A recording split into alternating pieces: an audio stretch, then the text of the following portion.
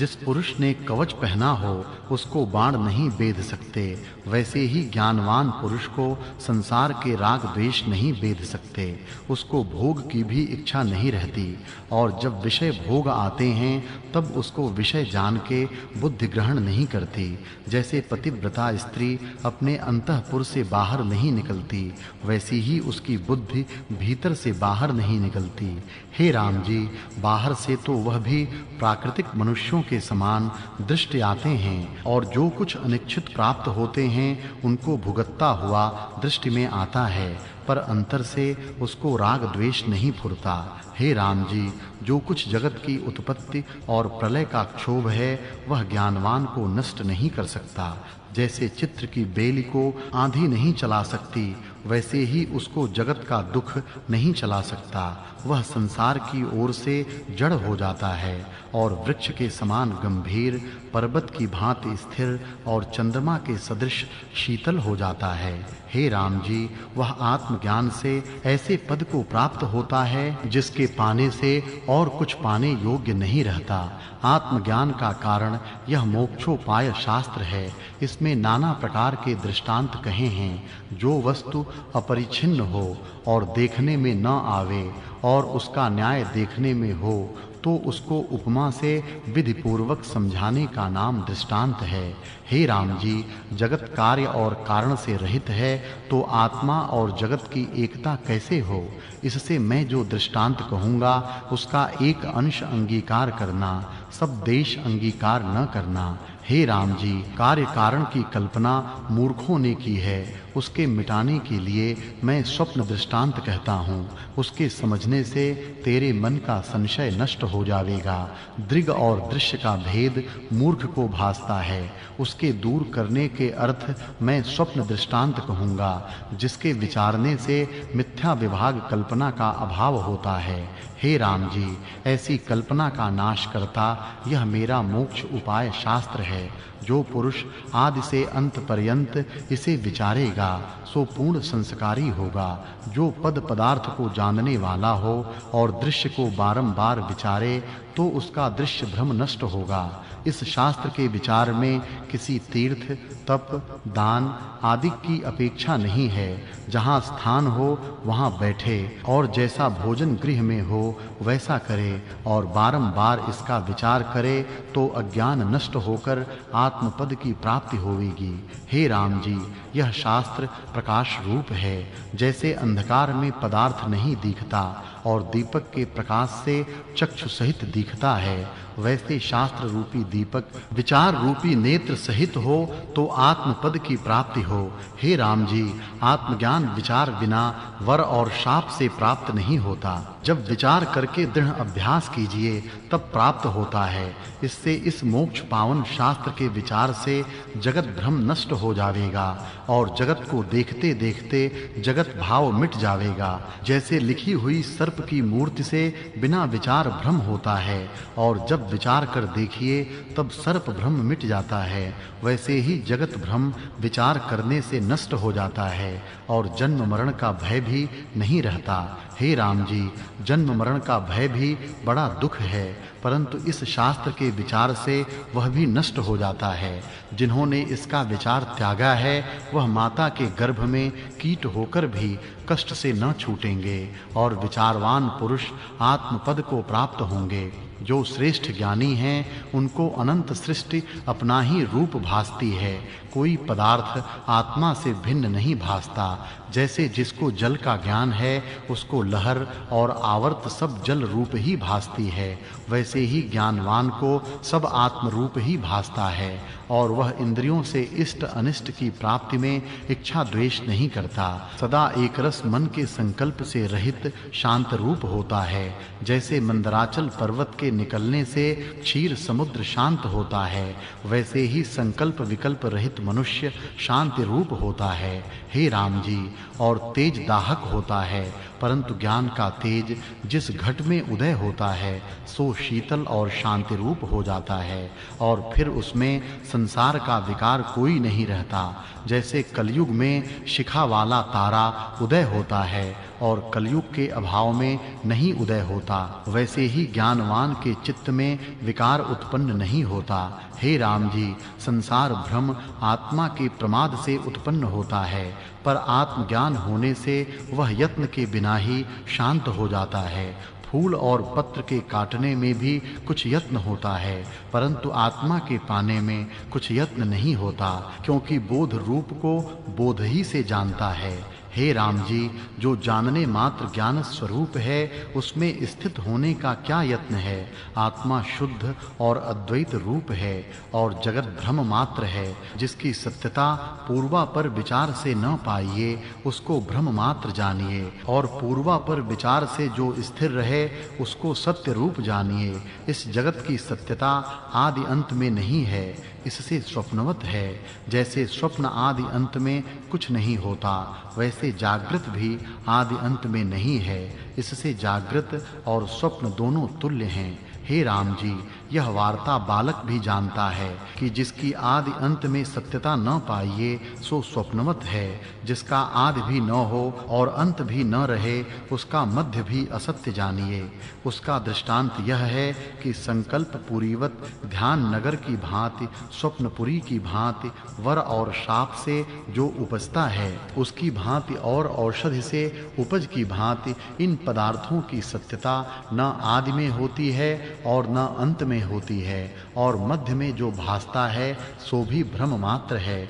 वैसे ही यह जगत अकारण है और कार्य कारण भाव संबंध से भासता है, तो कार्य कारण से कार्य रूप जगत हुआ, पर आत्म सत्ता अकारण है। जगत साकार और आत्मा निराकार है। इस जगत का दृष्टांत जो आत्मा में देंगे, उसका तुमको एक अंश ग्रहण करना चाहिए।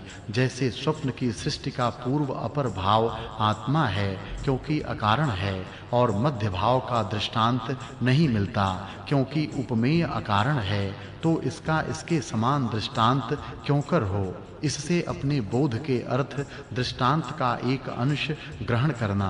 हे राम जी, जो विचारवान पुरुष हैं, सो गुरु और शास्त्र के वचन सुन के सुख बोध के अर्थ दृष्टांत का एक अंश ग्रहण करते हैं, तो उनको आत्म तत्व की प्राप्ति होती है, क्योंकि वे सार ग्राहक होते हैं। और जो अपने बोध के अर्थ दृष्टांत का एक अंश ग्रहण नहीं करते और वाद करते हैं, उनको आत्म तत्व की प्राप्ति नहीं होती।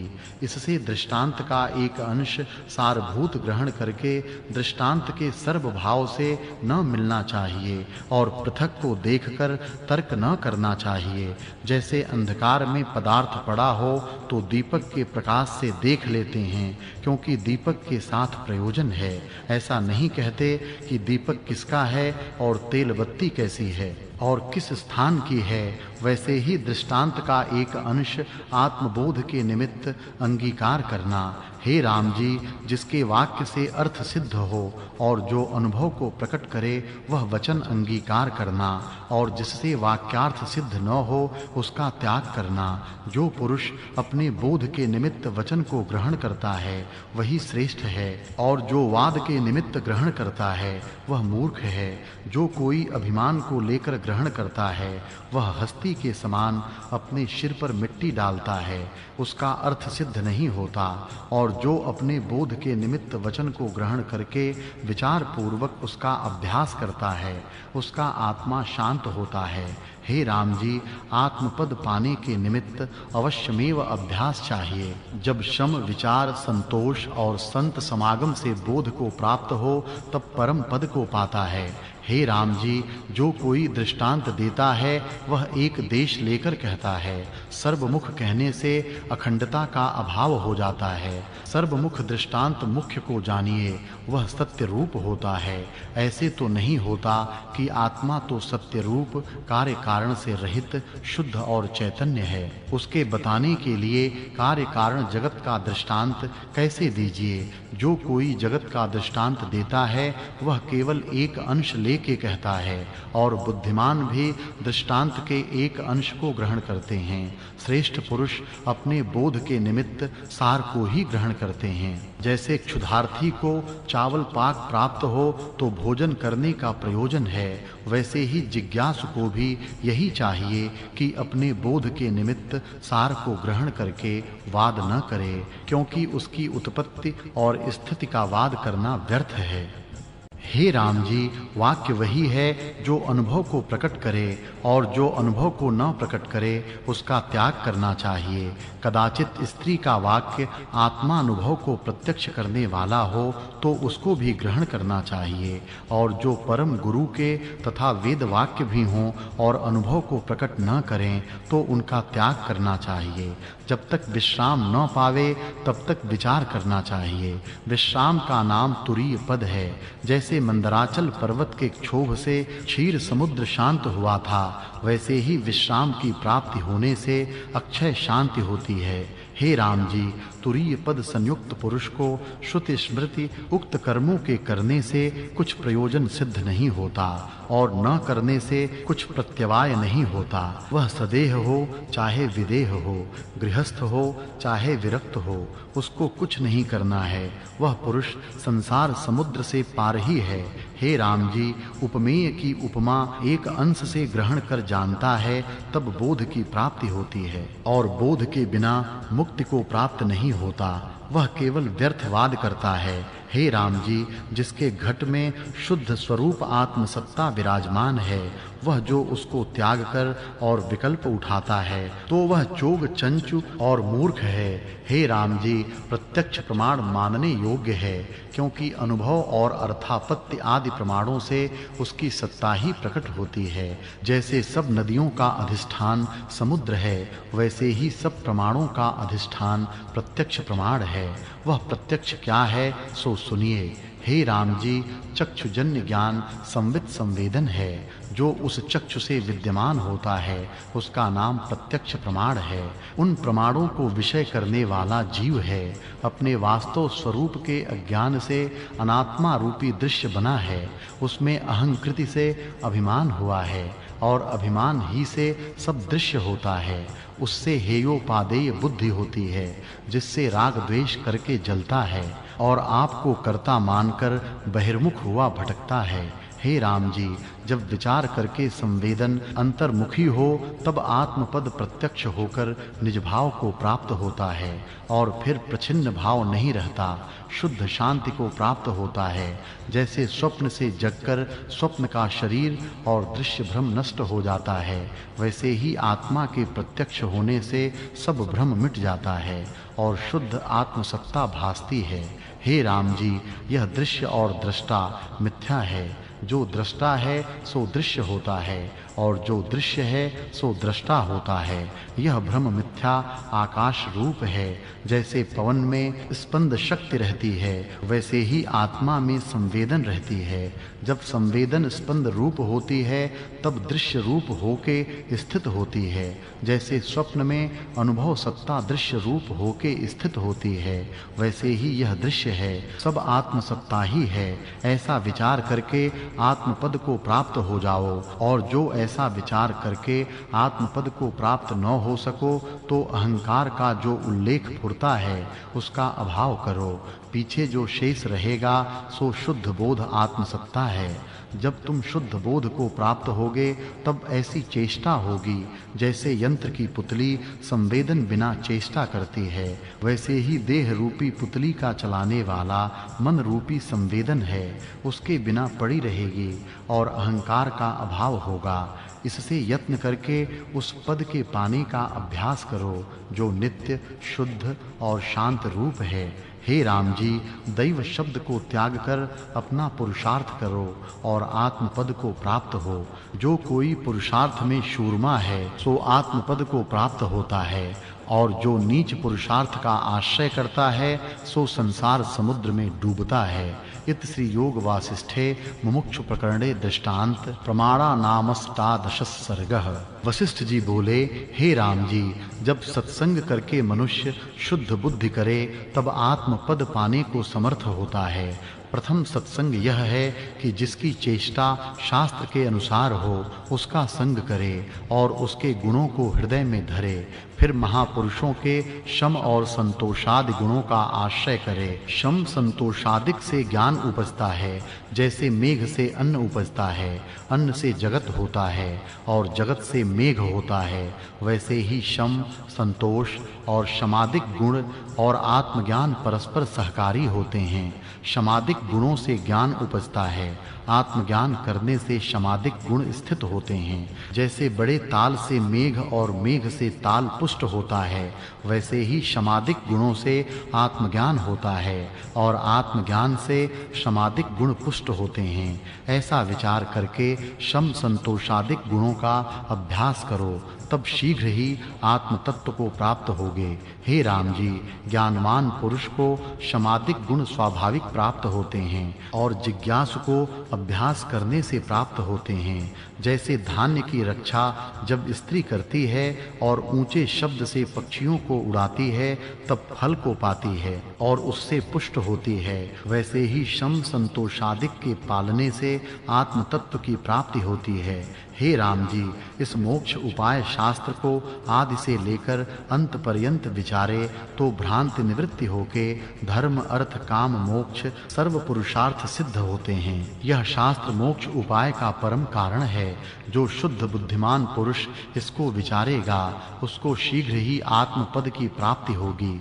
इससे इस मोक्ष उपाय शास्त्र का भली प्रकार अभ्यास करो।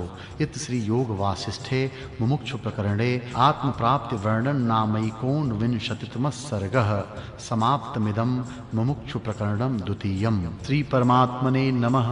श्री योग वासिष्ठ तृतीय उत्पत्ति प्रकरण प्रारंभ।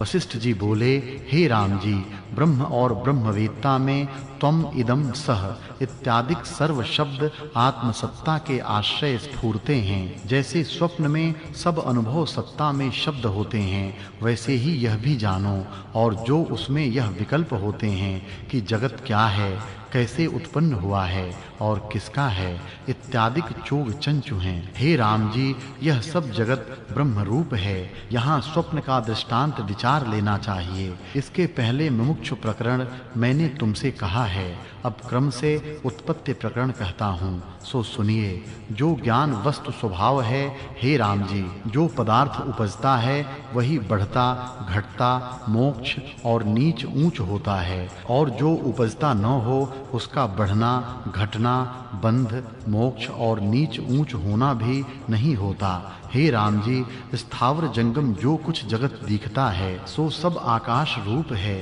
दृष्टा का जो दृश्य के साथ संयोग है इसी का नाम बंधन है और उसी संयोग से निवृत्त होने का नाम मोक्ष है। उसी निवृत्ति का उपाय मैं कहता हूँ। देह रूपी जगत चिन्मात्र रूप है और कुछ उपजा नहीं। जो उपजा भासता है सो ऐसा है जैसे सुषुप्ति में स्वप्न, जैसे स्वप्न में सुषुप्ति होती है वैसे ही जगत का प्रलय होता है, और जो प्रलय में शेष रहता है उसकी संज्ञा व्यवहार के निमित्त कहते हैं। नित्य सत्य ब्रह्म आत्मा सच्चिदानंद इत्यादि जिसके नाम रखे हैं वह सबका अपना आप है। चेतनता से उसका नाम जीव हुआ है और शब्द अर्थों को ग्रहण करने लगा है। हे राम जी, चैतन्य में जो स्पंदता हुई है सो संकल्प विकल्प रूपी मन होकर स्थित हुआ है। उसके संसरने से देश काल नदियां पर्वत स्थावर और जंगम रूप जगत हुआ है। जैसे सुषुप्ति जैसे स्वप्न हो वैसे जगत हुआ है। उसको कोई अविद्या, कोई जगत, कोई माया, कोई संकल्प और कोई दृश्य कहते हैं। वास्तव में सब ब्रह्म स्वरूप है, इतर कुछ नहीं। जैसे स्वर्ण से भूषण बनता है तो भूषण स्वर्ण रूप है, स्वर्ण से इतर भूषण कुछ वस्तु नहीं है, वैसे ही जगत और ब्रह्म में कुछ भेद नहीं है। भेद तो तब हो जब जगत उपजा हो। जो उपजा ही नहीं तो भेद कैसे भासे। और जो भेद भासता है सो मृग तृष्णा के जलवत है। अर्थात जैसे मृग तृष्णा की नदी के तरंग भासते हैं पर वहां सूर्य की किरणें ही जल के समान भासती हैं, जल का नाम भी नहीं, वैसे ही आत्मा में जगत भासता है। चैतन्य के अणु-अणु प्रतिसृष्टि आभास रूप हैं, कुछ उपजी नहीं। अद्वैत सत्ता सर्वदा अपने आप में स्थित है, फिर उसमें जन्म मरण और बंध मोक्ष कैसे हो? जितनी कल्पना बंध मोक्ष आदि भासती है सो वास्तविक कुछ नहीं है, आत्मा के अज्ञान से भासती है। हे राम जी, जगत उपजा नहीं, अपनी कल्पना ही जगत रूप होकर भासती है और प्रमाद से सत हो रही है। निवृत्त होना कठिन है। अनियत और नियत शब्द जो कहे हैं सो भावना मात्र हैं, ऐसे वचनों से तो जगत दूर नहीं होता। हे राम जी, अर्थयुक्त वचनों के बिना दृश्य भ्रम नहीं निवृत्त होता। जो तर्क करके और तप, तीर्थ, दान, स्नान, ध्यानादि करके जगत के भ्रम को निवृत्त करना चाहे वह मूर्ख है। इस प्रकार से तो और भी दृढ़ होता है, क्योंकि जहां जावेगा वहां देश, काल और क्रिया सहित नित्य पांच भौतिक सृष्टि ही दृष्टि आवेगी और कुछ दृष्टि न आवेगी।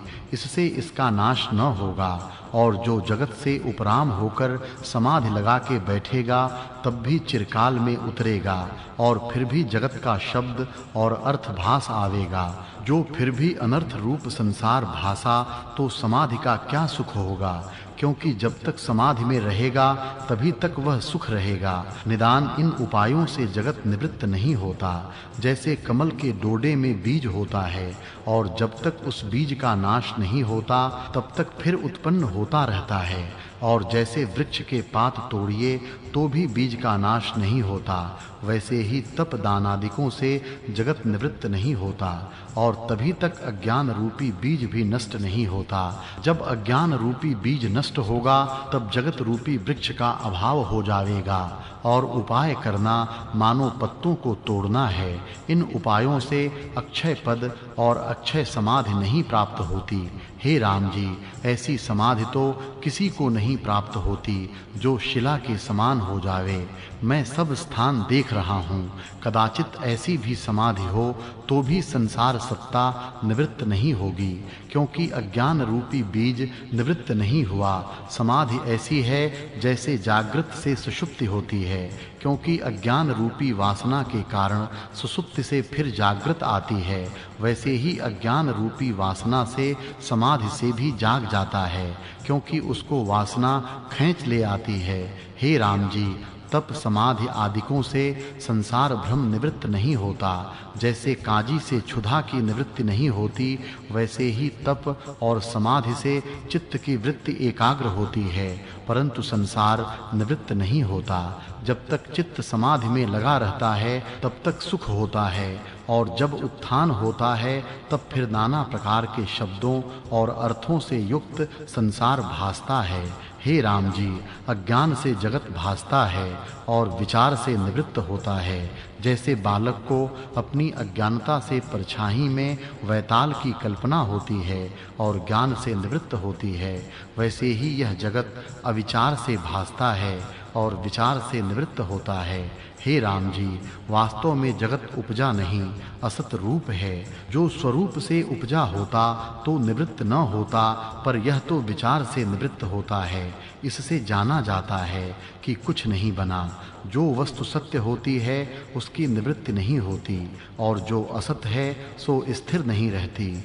हे राम जी, सत्स्वरूप आत्मा का अभाव कदाचित नहीं होता और असत रूप जगत स्थिर नहीं होता। जगत आत्मा में आभास रूप है, आरंभ और परिणाम से कुछ उपजा नहीं। जहाँ चैतन्य नहीं होता वहाँ सृष्टि भी नहीं होती, क्योंकि सृष्टि आभास रूप है।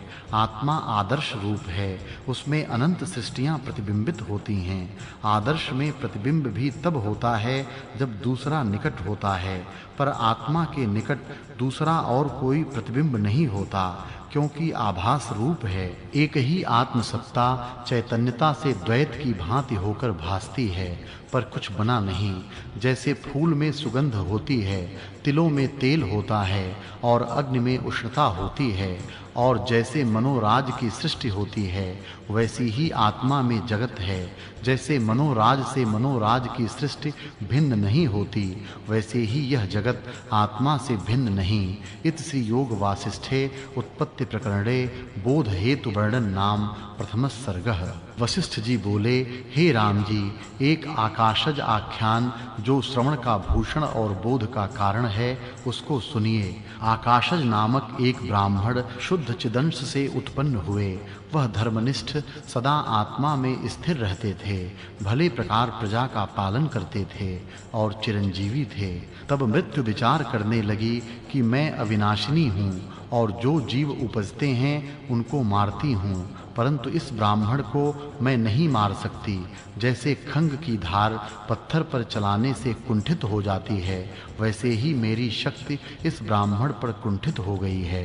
हे राम जी, ऐसा विचार कर मृत्यु ब्राह्मण को भोजन के निमित्त उठी, और ऐसे श्रेष्ठ पुरुष अपने आचार कर्म को नहीं त्याग करते, वैसे ही मृत्यु भी अपने कर्म को विचार कर चली।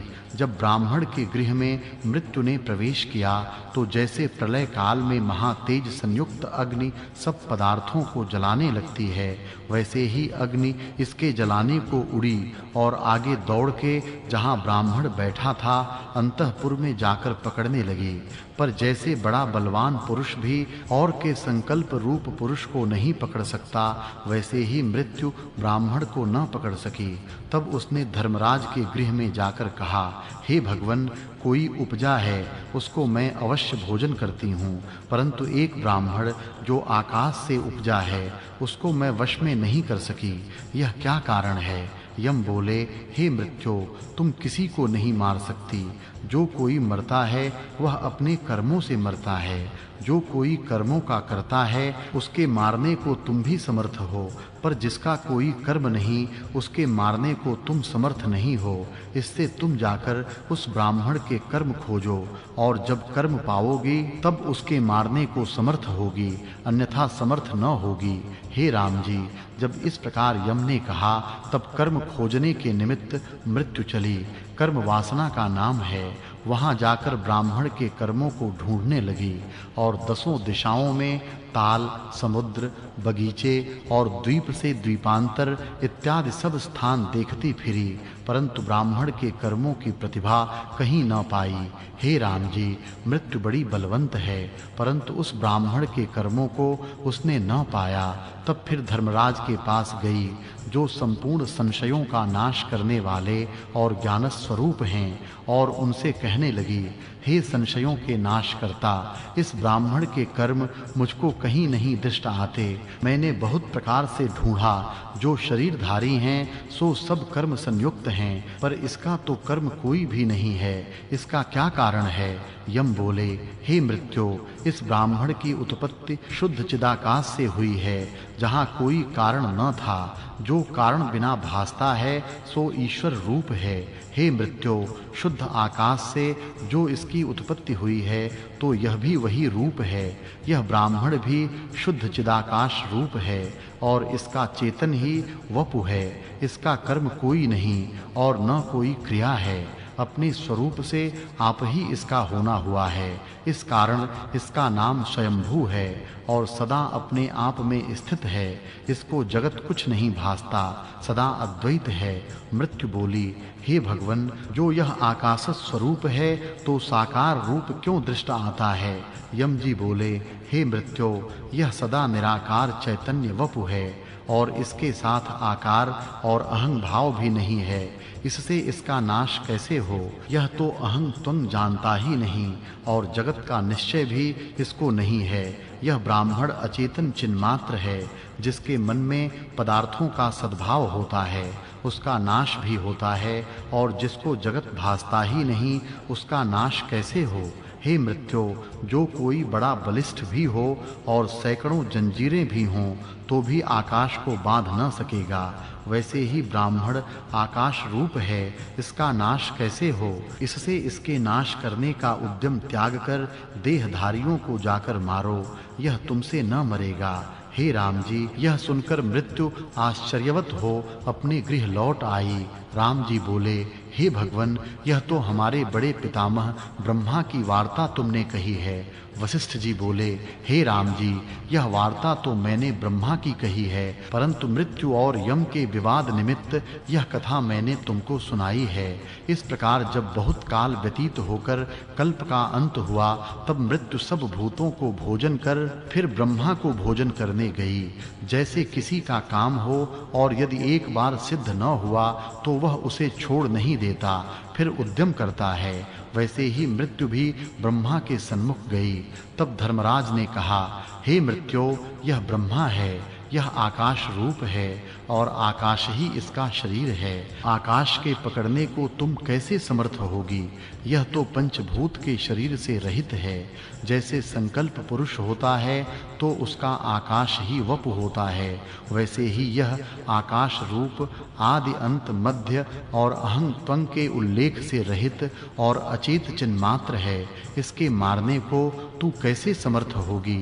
यह तो इसका वपु भासता है, सो ऐसा है जैसे शिल्पी के मन में स्तंभ की पुतली होती है, पर वह कुछ हुई नहीं, वैसे ही स्वरूप से इतर इसका होना नहीं है। यह तो ब्रह्म स्वरूप है, हमारे तुम्हारे मन में इसकी प्रतिभा हुई है। यह तो निर्वपु है। जो पुरुष देहवंत होता है उसको ग्रहण करना सुगम होता है और वंध्या के पुत्र के ग्रहण में श्रम होता है, क्योंकि निर्वपु है, वैसे यह भी निर्वपु है। इसके मारने की कल्पना को त्याग देहधारियों को जाकर मारो। इत श्री योग वासिष्ठे उत्पत्ति प्रकरणे प्रथम सृष्टि वर्णन नाम द्वितीय सर्गः। वशिष्ठ जी बोले, हे राम जी, शुद्ध चिन्मात्र सत्ता ऐसी सूक्ष्म है कि उसमें आकाश भी पर्वत के समान स्थूल है। उस चिन्मात्र में जो अहं अस्मि चैत्योन्मुखत्व हुआ है, उसने अपने साथ देह को देखा, पर वह देह भी आकाश रूप है। हे राम जी, शुद्ध चिन्मात्र में चैत्य का उल्लेख किसी कारण से नहीं हुआ, स्वतः स्वाभाविक ही ऐसा उल्लेख आयफुरा है। उसी का नाम स्वयं भू ब्रह्म है। उस ब्रह्म को सदा ब्रह्मा ही का निश्चय है। ब्रह्मा और ब्रह्म में कुछ भेद नहीं है। जैसे समुद्र और तरंग में, आकाश और शून्यता में, फूल और सुगंध में कुछ भेद नहीं होता, वैसे ही ब्रह्मा और ब्रह्म में भेद नहीं। जैसे जल द्रवता के कारण तरंग रूप होकर भासता है, वैसे ही आत्मसत्ता चैतन्यता से ब्रह्मा होकर भासती है। ब्रह्मा दूसरी वस्तु नहीं, सदा चैतन्य आकाश है और पृथ्वी आदि तत्वों से रहित है। हे राम जी, न कोई इसका कारण है और न कोई कर्म है। राम जी बोले, हे भगवन, आपने कहा कि ब्रह्मा जी का वपु पृथ्वी आदि तत्वों से रहित है और संकल्प मात्र है, तो इसका कारण स्मृति रूप संस्कार क्यों न हुआ? जैसे हमको और जीवों की स्मृति है, वैसे ही ब्रह्मा को भी होनी चाहिए। वशिष्ठ जी बोले, हे राम जी, स्मृति संस्कार उसी का कारण होता है जो आगे भी देखा हो। जो पदार्थ आगे देखा होता है उसकी स्मृति संस्कार से होती है, और जो देखा नहीं होता उसकी स्मृति नहीं होती। ब्रह्मा जी अद्वैत, अज और आदि मध्य अंत से रहित हैं, उनकी स्मृति कारण कैसे हो? वह शुद्ध बोध रूप हैं और आत्म तत्व ही ब्रह्मा रूप होकर स्थित हुआ है। अपने आप से जो इसका होना हुआ है, इसी से इसका नाम स्वयंभू है। शुद्ध बोध में चैत्य का उल्लेख हुआ है, अर्थात चित्त चैतन्य स्वरूप का नाम है। अपना चित्त संवित ही कारण है और दूसरा कोई कारण नहीं। सदा निराकार और संकल्प रूप इसका शरीर है और पृथ्वी आदि भूतों से शुद्ध अंतवाहक वपु है। राम जी बोले, हे मुनीश्वर, जितने जीव हैं उनके दो शरीर हैं, एक अंतवाहक और दूसरा आदि भौतिक। ब्रह्मा का एक ही अंतवाहक शरीर कैसे है? यह वार्ता स्पष्ट कर कहिए। वशिष्ठ जी बोले, हे राम जी, जो सकारण रूप जीव हैं उनके दो शरीर हैं, पर ब्रह्मा जी अकारण हैं, इस कारण उनका एक अंतवाहक ही शरीर है। हे राम जी, सुनिए, अन्य जीवों का कारण ब्रह्मा है। इसी कारण यह जीव दोनों देहों को धरते हैं और ब्रह्मा जी का कारण कोई नहीं, यह अपने आप ही उपजे हैं। इनका नाम स्वयंभू है। आदि में जो इनका प्रादुर्भाव हुआ है सो अंतवाहक शरीर है। इनको अपने स्वरूप का विस्मरण नहीं हुआ, सदा अपने वास्तव स्वरूप में स्थित हैं, इससे अंतवाहक हैं और दृश्य का अपना संकल्प मात्र जानते हैं। जिनको दृश्य में दृढ़ प्रतीति हुई उनको आदि भौतिक कहते हैं। जैसे आदि भौतिक जड़ता से जल की बर्फ होती है, वैसे ही दृश्य की दृढ़ता आदि भौतिक होते हैं। हे राम जी, जितना जगत तुमको दृष्टि आता है सो सब आकाश रूप है। पृथ्वी आदिक भूतों से नहीं हुआ, केवल भ्रम से आदि भौतिक भासते हैं। जैसे स्वप्न नगर आकाश रूप होता है, किसी कारण से नहीं उपजता और न किसी पृथ्वी आदिक तत्वों से उपजता है, केवल आकाश रूप है और निद्रा दोष से आदि भौतिक होकर भासता है। वैसे ही यह जागृत जगत भी अज्ञान से आदि भौतिक आकाश भासता है। जैसे अज्ञान से स्वप्न अर्थाकार भासता है, वैसे ही जगत अज्ञान से अर्थाकार भासता है। हे राम जी, यह संपूर्ण जगत संकल्प मात्र है और कुछ बना नहीं। जैसे मनोराज के पर्वत आकाश रूप होते हैं, वैसे ही जगत भी आकाश रूप है। वास्तव में कुछ बना नहीं, सब पुरुष के संकल्प हैं और मन से उपजे हैं। जैसे बीज से देश काल के संयोग से अंकुर निकलता है, वैसे ही सब दृश्य मन से उपजता है। वह मन रूपी ब्रह्मा है और ब्रह्मादिक मन रूप हैं। उनके संकल्प में जो संपूर्ण जगत स्थित है वह सब आकाश रूप है। आदि भौतिक कोई नहीं। हे राम जी, आदि भौतिक जो आत्मा में भासता है सो भ्रांति मात्र है। जैसे बालक को परछाई में वैताल भासता है, वैसे ही अज्ञानी को जो आदि भौतिक भासते हैं सो भ्रांति मात्र हैं, वास्तव में कुछ नहीं है। हे राम जी, जितने भासते हैं वे सब अंतवाहक हैं, परंतु अज्ञानी को अंतवाहकता निवृत्त होकर आदि भौतिकता दृढ़ हो गई है। जो ज्ञानवान पुरुष हैं सो अंतवाहक रूप ही हैं। हे राम जी, जिन पुरुषों को प्रमाद नहीं हुआ वे सदा आत्मा में स्थित और अंतवाहक रूप हैं और सब जगत आकाश रूप है। जैसे संकल्प पुरुष गंधर्व नगर और स्वप्नपुर होते हैं, वैसे ही यह जगत है। जैसे शिल्पी कल्पता है कि इस खंभ में इतनी पुतलियां हैं, सो पुतलियां उपजी नहीं, खंभा ज्यों का त्यों स्थित है। पुतली का सद्भाव केवल शिल्पी के मन में होता है, वैसे ही सब विश्व मन में स्थित है, उसका स्वरूप कुछ नहीं बना। जैसे तरंग ही जल रूप और जल ही तरंग रूप है, वैसे ही दृश्य भी मन रूप है और मन ही दृश्य रूप है। हे राम जी, जब तक मन का सद्भाव है तब तक दृश्य है। दृश्य का बीज मन है। जैसे कमल का सद्भाव उसके बीज में होता है और उससे कमल के जोड़े की उत्पत्ति होती है, वैसे ही जगत का बीज मन है। सब जगत मन से उत्पन्न होता है। हे राम जी, जब तुमको स्वप्न आता है तब तुम्हारा ही चित्त दृश्य को चेतता जाता है और तो कोई कारण नहीं होता। वैसे ही यह जगत भी जानना, यह तुम्हारे अनुभव की वार्ता कही है, क्योंकि यह तुमको नित अनुभव होता है। हे राम जी, मन ही जगत का कारण है और कोई नहीं। जब मन उपशम होगा तब दृश्य भ्रम मिट जावेगा। जब तक मन उपशम नहीं होता तब तक यह दृश्य भ्रम भी निवृत्त नहीं होता और जब तक दृश्य निवृत्त नहीं होता तब तक शुद्ध बोध नहीं होता एवं जब तक शुद्ध बोध नहीं होता तब तक आत्मानंद नहीं होता। इत श्री योग वासिष्ठे उत्पत्ति प्रकरणे बोध हेतु वर्णन नाम तृतीय सर्गः। इतना कहकर वाल्मीकि जी बोले कि इस प्रकार मुनि शार्दूल वशिष्ठ जी कहकर तुष्णीम हुए और सर्वश्रोता वशिष्ठ जी के वचनों को सुन के और उनके अर्थ में स्थित हो इंद्रियों की चपलता को त्याग वृत्ति को स्थित करते भये तरंगों के वेग स्थिर हो गए। पिंजरों में जो तोते थे सो भी सुनकर तुष्णीम हो गए। ललना जो चपल थी सो भी उस काल में अपनी चपलता को त्याग करती भईं और वन के पशु पक्षी जो निकट थे सो भी सुनकर तुष्णीम हुए। निदान मध्याह्न का समय हुआ तब राजा के बड़े भृत्यों दैत्यों ने कहा, हे राजन, अब स्नान संध्या का समय हुआ, उठकर स्नान संध्या कीजिए। तब वशिष्ठ जी बोले, हे राजन, अब जो कुछ कहना था सो हम कह चुके, कल फिर कुछ कहेंगे। राजा ने कहा, बहुत अच्छा, और उठकर अर्घ्यपाद्य नैवेद्य से वशिष्ठ जी का पूजन किया और जो ब्रह्मर्षि थे उनकी भी यथा योग्य पूजा की।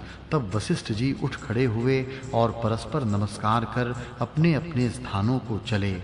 आकाशचारी आकाश को, पृथ्वी पर रहने वाले ब्रह्मर्षि और राजर्षि पृथ्वी पर, पातालवासी पाताल को, और सूर्य भगवान दिन रात्रि की कल्पना को त्याग कर स्थिर हो रहे और मंद-मंद पवन सुगंध सहित चलने लगे, मानो पवन भी कृतार्थ होने आया है। इतने में सूर्य अस्त होकर और ठौर में प्रकाशने लगे, क्योंकि संत जन सब ठौर में प्रकाशते हैं। इतने में रात्रि हुई तो तारागण प्रकट हो गए और अमृत की किरणों को धारण किए चंद्रमा उदय हुआ। उस समय अंधकार का अभाव हो गया और राजा का द्वार भी चंद्रमा की किरणों से शीतल हो गया, मानो वशिष्ठ जी के वचनों को सुनकर इनकी तप्तता मिट गई।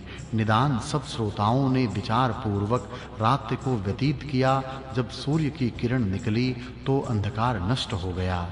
जैसे संतों के वचनों से अज्ञानी के हृदय का तम नष्ट होता है और सब जगत की क्रिया प्रकट हो आई, तब खेचर, भूचर और पाताल के वासी सब श्रोता स्नान संध्या कर अपने-अपने स्थानों में आए और परस्पर नमस्कार कर पूर्व के प्रसंग को उठाकर राम जी सहित बोले, हे भगवन, ऐसे मन का रूप क्या है जिससे कि संसार रूपी दुखों की मंजरी बढ़ती है।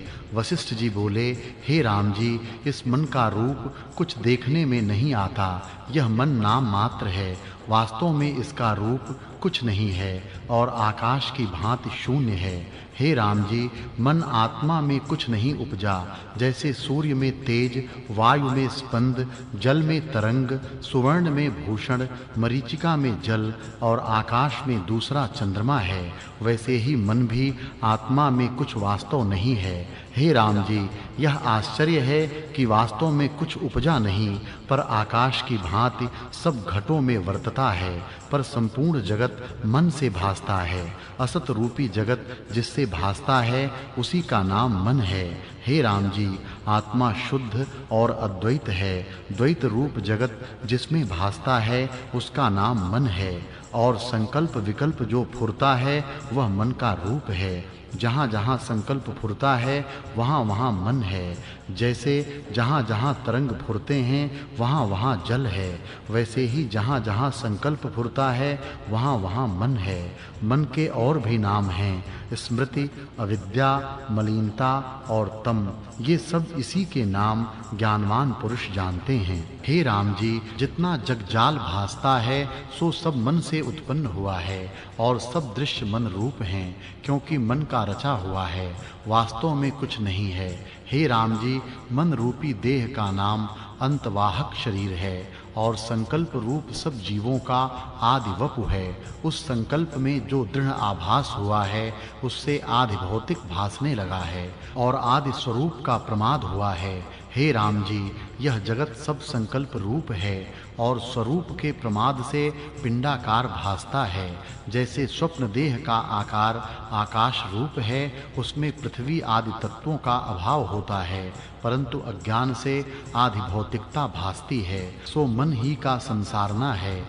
वैसे ही यह जगत है, मन के फुरने से भासता है। हे राम जी, जहाँ मन है वहाँ दृश्य है और जहाँ दृश्य है वहाँ मन है। जब मन नष्ट हो तब दृश्य भी नष्ट हो। शुद्ध बोध मात्र में जो दृश्य भासता है सोई मन है। जब तक दृश्य भासता है तब तक मुक्त न होगा। जब दृश्य भ्रम नष्ट होगा तब शुद्ध बोध प्राप्त होगा। हे राम जी, दृष्टा, दर्शन, दृश्य यह त्रिपुटी मन से भासती है। जैसे स्वप्न में त्रिपुटी भासती है और जब जाग उठा तब त्रिपुटी का अभाव हो जाता है और आप ही भासता है, वैसे ही आत्मसत्ता में जागे हुए को अपना आप अद्वैत ही भासता है। जब तक शुद्ध बोध नहीं प्राप्त हुआ तब तक दृश्य भ्रम निवृत्त नहीं होता। वह बाह्य देखता है तो भी सृष्टि ही दृष्टि आती है, अंतर देखेगा तो भी सृष्टि ही दृष्टि आती है और और उसको सत्य जानकर राग द्वेष कल्पना उठती है। जब मन आत्म पद को प्राप्त होता है तब दृश्य भ्रम निवृत्त हो जाता है। जैसे जब वायु की स्पंदता मिटती है तब वृक्ष के पत्रों का हिलना भी मिट जाता है। इससे मन रूपी दृश्य ही बंधन का कारण है। राम जी बोले, हे भगवन, यह दृश्य रूपी विसूचिका रोग है, उसकी निवृत्ति कैसे हो, सो कृपा करके कहो। वशिष्ठ जी बोले, हे राम जी, संसार रूपी वैताल जिसको लगा है उसकी निवृत्ति इस प्रकार होती है कि प्रथम तो विचार करके जगत का स्वरूप जानो। उसके अनंतर जब आत्म पद में विश्रांति होगी तब तुम सर्व आत्मा होगे। हे राम जी, दृश्य भ्रम जो तुमको भासता है उसको मैं उत्तर ग्रंथ से निवृत्त करूंगा, इसमें संदेह नहीं। सुनिए, यह दृश्य मन से उपजा है और इसका सद्भाव मन में ही हुआ है। जैसे कमल का उपजना कमल के बीज में है, वैसे ही संसार का उपजना स्मृति से होता है। वह स्मृति अनुभव आकाश में होती है। हे राम जी, स्मृति पदार्थ की होती है जिसका अनुभव पहले होता है। जितना कुछ जगत तुमको भासता है सो संकल्प रूप है, कोई पदार्थ सतरूप नहीं। जो वस्तु असत रूप है उसकी स्थिरता नहीं होती और जो वस्तु सतरूप है उसका अभाव कदाचित नहीं होता। जितना कुछ प्रपंच भासता है सो असत रूप है, मन के चिंतन से उत्पन्न हुआ है। जब फुरने से रहित हो तब जगत भ्रम निवृत्त होता है। हे राम जी, पृथ्वी, पर्वत आदि जगत असत रूप न होते तो मुक्त भी कोई न होता। मुक्त तो दृश्य भ्रम से होता है। जो दृश्य भ्रम नष्ट होता तो मुक्त भी कोई न होता। पर ब्रह्मर्षि, राजर्षि, देवता इत्यादि बहुतेरे मुक्त हुए हैं। इस कारण कहता हूँ कि दृश्य असत्य रूप मन के संकल्प में स्थित है। हे राम जी, एक मन को स्थिर कर देखो, फिर अहं त्वं आदिक जगत तुमको कुछ न भासेगा। चित्त रूपी आदर्श में संकल्प रूपी दृश्य मलिनता है। जब मलिनता दूर होगी तब आत्मा का साक्षात्कार होगा। हे राम जी, यह दृश्य भ्रम मिथ्या उदय हुआ है। जैसे गंधर्व नगर और स्वप्नपुर वैसे ही यह जगत भी है। जैसे शुद्ध आदर्श में पर्वत का प्रतिबिंब होता है वैसे ही चित्त रूपी आदर्श में यह दृश्य प्रतिबिंबित है। मुकुर में जो पर्वत का प्रतिबिंब होता है सो आकाश रूप है, उसमें कुछ पर्वत का सद्भाव नहीं। वैसे ही आत्मा में जगत का सद्भाव नहीं। जैसे बालक को भ्रम से परछाई में पिशाच बुद्धि होती है वैसे ही अज्ञानी को जगत भासता है। वास्तव में जगत कुछ नहीं है।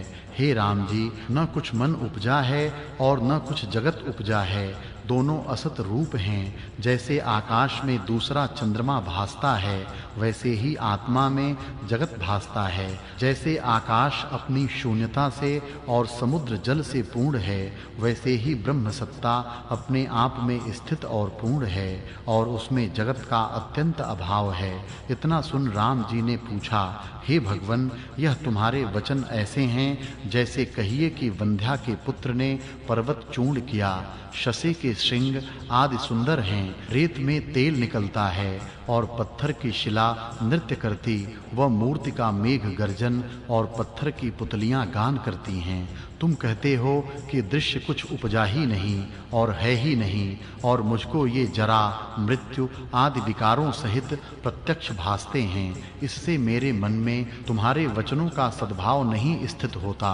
कदाचित तुम्हारे निश्चय में इसी प्रकार है तो अपना निश्चय मुझको भी बतलाइए। वशिष्ठ जी बोले, हे राम जी, हमारे वचन यथार्थ हैं। हमने असत कदाचित नहीं कहा।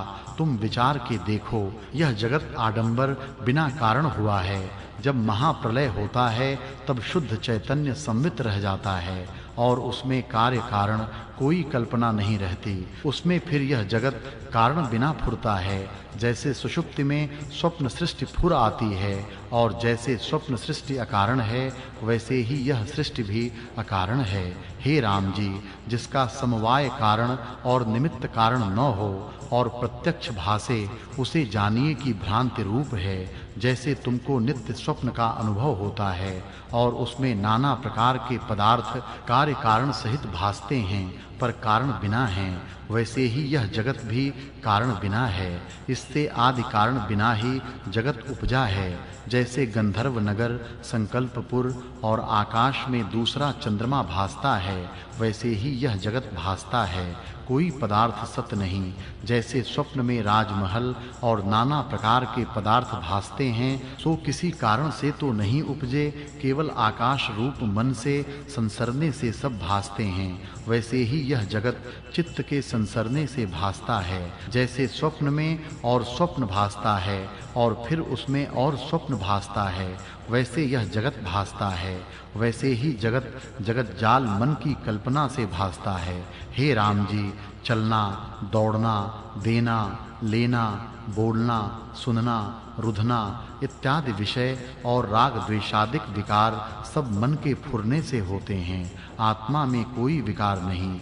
जब मन उपशम होता है तब सब कल्पनाएं निवृत्त हो जाती हैं। इससे संसार का कारण मन ही है। इत श्री योग वासिष्ठे उत्पत्ति प्रकरणे बोध हेतु वर्णन नाम चतुर्थः सर्गः। राम जी बोले, हे भगवन, मन का रूप क्या है? वह तो मायामय है। इसका होना जिससे है सो कौन पद है? वशिष्ठ जी बोले, हे राम जी, जब महाप्रलय होता है तब सब जगत का अभाव हो जाता है और पीछे जो शेष रहता है, जो सतरूप है, सर्ग के आदि में भी सतरूप होता है, उसका नाश कदाचित नहीं होता। वह सदा प्रकाश रूप परम देव, शुद्ध परमात्म तत्व, अज, अविनाशी और अद्वैत है। उसको वाणी नहीं कह सकती। वही पद जीवन मुक्त पाता है। हे राम जी, आत्मा आदिक शब्द कल्पित हैं। स्वाभाविक कोई शब्द नहीं प्रवर्तता। शिष्य को बताने के लिए शास्त्रकारों ने देव के बहुत नाम कल्पे हैं। मुख्य तो देव को पुरुष कहते हैं। वेदांतवादी उसी को ब्रह्म कहते हैं और विज्ञानवादी उसी को विज्ञान से बोध कहते हैं। कोई कहते हैं कि निर्मल रूप है, शून्यवादी कहते हैं शून्य ही शेष रहता है। कोई कहते हैं प्रकाश रूप है, जिसके प्रकाश से सूर्यादिक प्रकाशते हैं। एक उसको वक्ता कहते हैं कि आदि देव का वक्ता वही है, और स्मृतिकर्ता कहते हैं कि सब कुछ वह स्मृति से करने वाला है और सब कुछ उसकी इच्छा से हुआ है। इससे सबका कर्ता सर्व आत्मा है। हे राम जी, इसी तरह अनेक नाम शास्त्रकारों ने कहे हैं। इन सबका अधिष्ठान परम देव है और अस्ति आदि षड्विकारों से रहित शुद्ध चैतन्य और सूर्यवत प्रकाश रूप है। वही देव सब जगत में पूर्ण हो रहा है। हे राम जी, आत्मा रूपी सूर्य है और ब्रह्मा, विष्णु, रुद्रादिक उसकी किरणें हैं। ब्रह्म रूपी समुद्र में जगत रूपी तरंग बुदबुदे उत्पन्न होकर लीन होते हैं और सब पदार्थ उस आत्मा के प्रकाश से प्रकाशते हैं। जैसे दीपक अपने आप से प्रकाशता है और दूसरों को भी प्रकाश देता है, वैसे ही आत्मा अपने प्रकाश से प्रकाशता है और सबको सत्ता देने वाला है। हे राम जी, वृक्ष आत्म सत्ता से उपजता है। आकाश में शून्यता उसी की है और अग्नि में उष्णता, जल में द्रवता और पवन में स्पर्श उसी का है। निदान सब पदार्थों की सत्ता वही है। मोरों के पंखों में रंग आत्मसत्ता से ही हुआ है। पत्थर में मूंगा और पत्थरों में जड़ता उसी की है और स्थावर जंगम जगत का अधिष्ठान रूप वही ब्रह्म है। हे राम जी, आत्मा रूपी चंद्रमा की किरणों से ब्रह्मांड रूपी त्रसरेण उत्पन्न होती है। वह चंद्रमा शीतलता और अमृत से पूर्ण है। ब्रह्म रूपी मेघ है, उससे जीव रूपी बूंदें टपकती हैं। जैसे बिजली का प्रकाश होता है और छिप जाता है, वैसे ही जगत प्रकट होता है और छिप जाता है। सबका अधिष्ठान आत्मसत्ता और वह नित्य, शुद्ध, बुद्ध और परमानंद है। सब सत्य असत्य रूप पदार्थ उसी आत्मसत्ता से होते हैं। हे राम जी, उस देव की सत्ता से जड़ पर्युष्टक चैतन्य होकर चेष्टा करती है। जैसे चुंबक पत्थर की सत्ता से लोहा चेष्टा करता है, वैसे ही चैतन्य रूपी चुंबक मणि से देह चेष्टा करती है। वह आत्मा नित्य चैतन्य और सबका कर्ता है। उसका कर्ता और कोई नहीं। वह सबसे अभेद रूप समान सत्ता है और उदय अस्त से रहित है। हे राम जी, जो पुरुष उस देव का साक्षात करता है उसकी सब क्रिया नष्ट हो जाती है और चिद जड़ ग्रंथ छिद जाती है और केवल बोध रूप होते हैं। जब स्वभाव सत्ता में मन स्थित होता है तब मृत्यु को सम्मुख देख कर भी विह्वल नहीं होता। इतना कहकर फिर वशिष्ठ जी बोले, हे राम जी, वह देव किसी स्थान में नहीं रहता और कहीं दूर भी नहीं है, वह तो अपने आप ही में स्थित है। हे राम जी, घट घट में वह देव है पर अज्ञानी को दूर भासता है। स्नान, दान, तप आदि से वह प्राप्त नहीं होता, केवल ज्ञान से ही प्राप्त होता है, कर्तव्य से प्राप्त नहीं होता। जैसे मृग तृष्णा की नदी भासती है और कर्तव्यता निवृत्त नहीं होती, केवल ज्ञातव्य से ही निवृत्त होती है, वैसे ही जगत की निवृत्ति आत्मज्ञान से ही होती है। हे राम जी, कर्तव्य भी यही है जो ज्ञातव्य रूप है, अर्थात यह कि जिससे ज्ञातव्य स्वरूप की प्राप्ति होती है। राम जी बोले, हे भगवन, जिस देव के जानने से पुरुष फिर जन्म मरण को नहीं प्राप्त होता, वह कहाँ रहता है और किस तप और क्लेश से उसकी प्राप्ति होती है? वशिष्ठ जी बोले, हे राम जी, किसी तप से उस देव की प्राप्ति नहीं होती, केवल अपने पौरुष और प्रयत्न से ही उसकी प्राप्ति होती है। जितना कुछ राग, द्वेष, काम, क्रोध, मत्सर और अभिमान सहित तप है वह निष्फल दंभ है, इनसे आत्मपद की प्राप्ति नहीं होती। हे राम जी, इनकी परम औषध सत्संग और सत्शास्त्रों का विचार है, जिससे दृश्य रूपी विसूचिका निवृत्त होती है। प्रथम इसका आचार भी शास्त्र और लौकिक अविरुद्ध हो, अर्थात शास्त्रों के अनुसार हो और भोग रूपी गड्ढे में न गिरे। दूसरे, संतोष संयुक्त यथा लाभ संतुष्ट होकर अनिच्छित भोगों को प्राप्त हो, और जो शास्त्र अविरुद्ध हो उसका ग्रहण करे और जो विरुद्ध हो उसका त्याग करे, इनसे दीन न हो। ऐसी उदार आत्मा को शीघ्र ही आत्मपद की प्राप्ति होती है। हे राम जी, आत्मपद पाने का कारण सत्संग और सतशास्त्र है। संत वह है जिसको सब लोग श्रेष्ठ कहते हैं और सतशास्त्र वही है जिसमें ब्रह्म निरूपण हो। जब ऐसे संतों का संग और सतशास्त्रों का विचार हो तो शीघ्र ही आत्मपद की प्राप्ति होती है। जब मनुष्य श्रुति विचार द्वारा अपने परम स्वभाव में स्थित होता है तब ब्रह्मा, विष्णु और रुद्र भी उस पर दया करते हैं और कहते हैं, यह पुरुष पर ब्रह्म हुआ है। हे राम जी, संतों का संग और सतशास्त्रों का विचार निर्मल करता और दृश्य रूप मैल का नाश करता है। जैसे निर्मली रेत के जल का मैल दूर होता है, वैसे ही यह पुरुष निर्मल और चैतन्य होता है। इत श्री योग वासिष्ठे उत्पत्ति प्रकरणे प्रयत्नोपदेशो नाम पंचमः सर्गः। इतना सुन राम जी ने पूछा, हे भगवन, वह देव जो तुमने कहा कि जिसके जानने से संसार बंधन से मुक्त होता है, कहाँ स्थित है और किस प्रकार मनुष्य उसको पाता है? वशिष्ठ जी बोले, हे राम जी, वह देव दूर नहीं, शरीर में ही स्थित है, नित्य चिन्मात्र, सबसे पूर्ण और सर्व विश्व से रहित है। चंद्रमा को मस्तक में धरने वाले सदाशिव, ब्रह्मा जी और विष्णु और इंद्रादिक सब चिन्मात्र रूप हैं, बल्कि सब जगत चिन्मात्र रूप है। राम जी बोले, हे भगवन, यह तो अज्ञानी बालक भी कहते हैं कि आत्मा चिन्मात्र है, तुम्हारे उपदेश से क्या सिद्ध हुआ? वशिष्ठ जी बोले, हे राम जी, इस विश्व के चेतन जानने से तुम संसार समुद्र को नहीं लांघ सकते। इस चेतन का नाम संसार है। चेतन जीव है, संसार नाम रूप है। इससे जरा मरण रूप तरंग उत्पन्न होते हैं, क्योंकि अहं से दुख पाता है। हे राम जी, चैतन्य होकर जो चेतता है सो अनर्थ का कारण है, और चेतन से रहित जो चैतन्य है वह परमात्मा है। उस परमात्मा को जानकर मुक्ति होती है, सब चेतनता मिट जाती है। हे राम जी, परमात्मा के जानने से हृदय की चिद जड़ ग्रंथि टूट पड़ती, अर्थात अहं मम नष्ट हो जाते हैं। तब संशय छेदे जाते हैं और सब कर्म क्षीण हो जाते हैं। राम जी ने पूछा, हे भगवन, चित्त चैतन्योन्मुख होता है तब आगे दृश्य स्पष्ट भासता है। इसके होते चित्त के रोकने को क्यों कर समर्थ होता है और दृश्य किस प्रकार निवृत्त होता है? वशिष्ठ जी बोले, हे राम जी, दृश्य संयोगी चेतन जीव है। वह जन्म रूपी जंगल में भटकता भटकता थक जाता है। चैतन्य को जो चेतन अर्थात चिदाभास जीव रूप प्रकाशी कहते हैं, सो पंडित भी मूर्ख हैं। यह तो संसारी जीव है, इसके जानने से कैसे मुक्ति हो? मुक्ति परमात्मा के जानने से होती है और सब दुख नाश होते हैं। जैसे विसूचिका रोग उत्तम औषधि से ही निवृत्त होता है, वैसे ही परमात्मा के जानने से मुक्ति होती है। राम जी ने यह पूछा, हे भगवन, परमात्मा का क्या रूप है जिसके जानने से जीव मोह रूपी समुद्र को तरता है? वशिष्ठ जी बोले, हे राम जी, देश देशांतर को दूर जो संवित निमेष में जाता है, उसके मध्य जो ज्ञान संवित है, सो परमात्मा का रूप है। और जहाँ संसार का अत्यंत अभाव होता है, उसके पीछे जो बोध मात्र शेष रहता है, वह परमात्मा का रूप है। हे राम जी, वह चिदाकाश जहाँ दृष्टा दर्शन दृश्य का अभाव होता है, वही परमात्मा का रूप है। और जो अशून्य है और शून्य की भांति स्थित है और जिसमें सृष्टि का समूह शून्य है, ऐसा अद्वैत सत्ता परमात्मा का रूप है।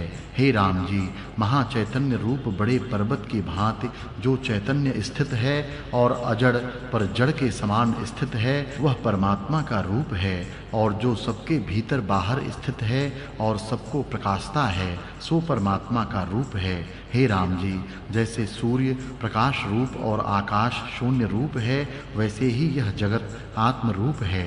राम जी ने पूछा, हे भगवन, जो सब परमात्मा ही है तो क्यों नहीं भासता, और जो सब जगत भासता है, इसका निर्वाण कैसे हो? वशिष्ठ जी बोले, हे राम जी, यह जगत भ्रम से उत्पन्न हुआ है, वास्तव में कुछ नहीं है। जैसे आकाश में नीलता भासती है, वैसी ही आत्मा में जगत भासता है। जब जगत का अत्यंत अभाव जानोगे, तब परमात्मा का साक्षात्कार होगा और किसी उपाय से न होगा। जब दृश्य का अत्यंत अभाव करोगे, तब दृश्य उसी प्रकार स्थित रहेगा, पर तुमको परमार्थ सत्ता ही भासेगी। हे राम जी, चित्त रूपी आदर्श दृश्य के प्रतिबिंब बिना कदाचित नहीं रहता। जब तक दृश्य का अत्यंत अभाव नहीं होता, तब तक परम बोध का साक्षात्कार नहीं होता। इतना सुनकर राम जी ने फिर पूछा कि हे भगवन, यह दृश्य जाल आडंबर मन में कैसे स्थित हुआ है? जैसे सरसों के दाने में सुमेरु का आना आश्चर्य है, वैसे ही जगत का मन में आना भी आश्चर्य है। वशिष्ठ जी बोले, हे राम जी, एक दिन तुम वेद धर्म की प्रवृत्ति सहित सकाम यज्ञ योगादिक त्रिगुण से रहित होकर स्थित हो और सत्संग और सतशास्त्र परायण हो, तब मैं एक ही क्षण में दृश्य रूपी मैल दूर करूंगा। जैसे सूर्य की किरणों के जाने से जल का अभाव हो जाता है, वैसे ही तुम्हारे भ्रम का अभाव हो जावेगा। जब दृश्य का अभाव हुआ, तब दृष्टा भी शांत होवेगा, और दोनों का अभाव हुआ, तब पीछे शुद्ध आत्मसत्ता भी भासेगी। हे राम जी, जब तक दृष्टा है तब तक दृश्य है, और जब तक दृश्य है तब तक दृष्टा है। जैसे एक की अपेक्षा से दो होते हैं, दो हैं तो एक है, और एक है तब दो भी है। एक न हो तब दो कहाँ से हो? वैसा ही एक के अभाव से दोनों का अभाव होता है। दृष्टा की अपेक्षा से ही दृश्य, और दृश्य की अपेक्षा करके दृष्टा है।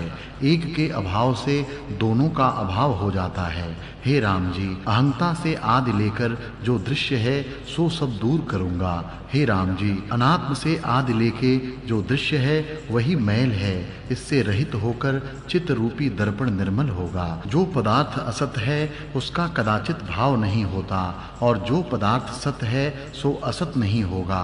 जो वास्तव में सत न हो, उसका मार्जन करना क्या कठिन है? हे राम जी, यह जगत आदि से उत्पन्न नहीं हुआ। जो कुछ दृश्य भासता है, वह भ्रांति मात्र है। जगत निर्मल ब्रह्म चैतन्य ही है। जैसे सुवर्ण से भूषण होता है, तो वह सुवर्ण भूषण से भिन्न नहीं, वैसे ही जगत और ब्रह्म में कुछ भेद नहीं। हे राम जी, दृश्य रूपी मल के मार्जन के लिए मैं बहुत प्रकार की युक्ति तुमसे विस्तार पूर्वक कहूँगा। उससे तुमको अद्वैत सत्ता का भान होगा। यह जगत जो तुमको भासता है, वह किसी के द्वारा नहीं उपजा। जैसे मरुस्थल की नदी भासती है, और आकाश में दूसरा चंद्रमा भासता है, वैसे ही यह जगत बिना कारण भासता है। जैसे मरुस्थल में जल नहीं, जैसे बंध्या का पुत्र नहीं और जैसे आकाश में वृक्ष नहीं, वैसे ही यह जगत है। जो कुछ देखते हो वह निरामय ब्रह्म है। यह वाक्य तुमको केवल वाणी मात्र नहीं कहे हैं, किंतु युक्ति पूर्वक कहे हैं। हे राम जी, गुरु की कही युक्ति को जो मूर्खता से त्याग करते हैं, उनको सिद्धांत नहीं प्राप्त होता। इत श्री योग वासिष्ठे उत्पत्ति प्रकरणे दृश्य असत्य प्रतिपादन नाम षष्ठ सर्गः। इतना सुन राम जी ने पूछा, हे मुनीश्वर, वह युक्ति कौन है और कैसे प्राप्त होती है, जिसके धारण करने से पुरुष आत्मपद को प्राप्त होता है? वशिष्ठ जी बोले, हे राम जी, मिथ्या ज्ञान से जो विसूचिका रूपी जगत बहुत काल का दृढ़ हो रहा है, वह विचार रूपी मंत्र से शांत होता है।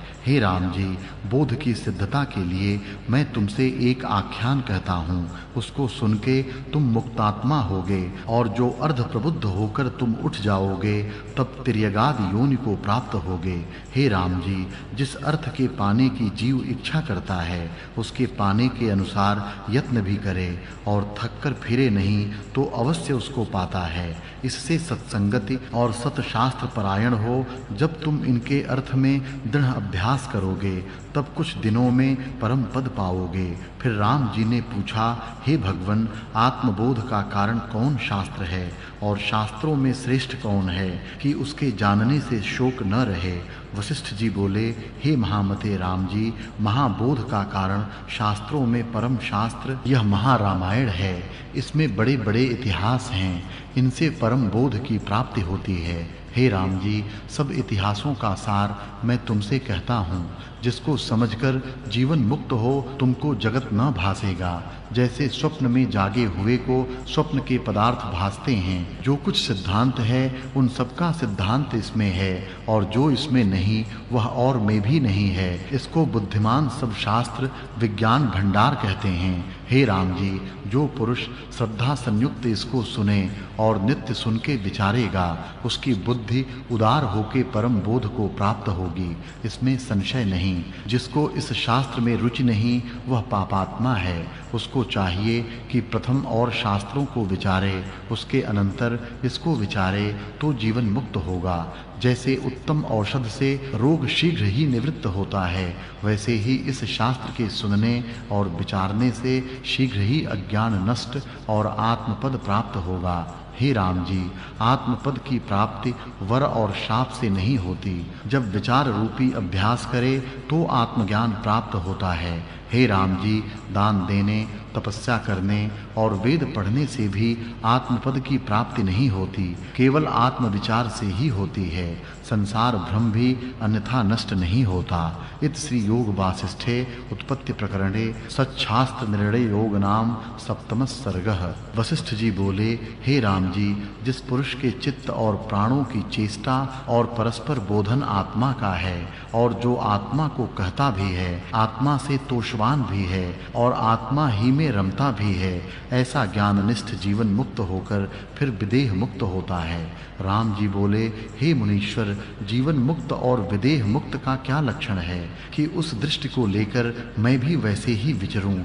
वशिष्ठ जी बोले, जो पुरुष सब जगत के व्यवहार करता है और जिसके हृदय में द्वैत भ्रम शांत हुआ है, वह जीवन मुक्त है। जो शुभ क्रिया करता है और हृदय से आकाश की भांति निर्लेप रहता है, वह जीवन मुक्त है। जो पुरुष संसार की दशा से सुषुप्त होकर स्वरूप में जागृत हुआ है और जिसका जगत भ्रम निवृत्त हुआ है, वह जीवन मुक्त है। हे राम जी, इष्ट की प्राप्ति में जिसकी कांति नहीं बढ़ती और अनिष्ट की प्राप्ति में न्यून नहीं होती, वह पुरुष जीवन मुक्त है। और जो पुरुष सब व्यवहार करता है और हृदय से द्वेष रहित शीतल रहता है, वह जीवन मुक्त है। हे राम जी, जो पुरुष राग द्वेषादिक संयुक्त दृष्टि आता है, इष्ट में रागवान दिखता है और अनिष्ट में द्वेषवान दृष्टि आता है, पर हृदय से सदा शांत रूप है, वह जीवन मुक्त है। जिस पुरुष को अहंग ममता का अभाव है और जिसकी बुद्धि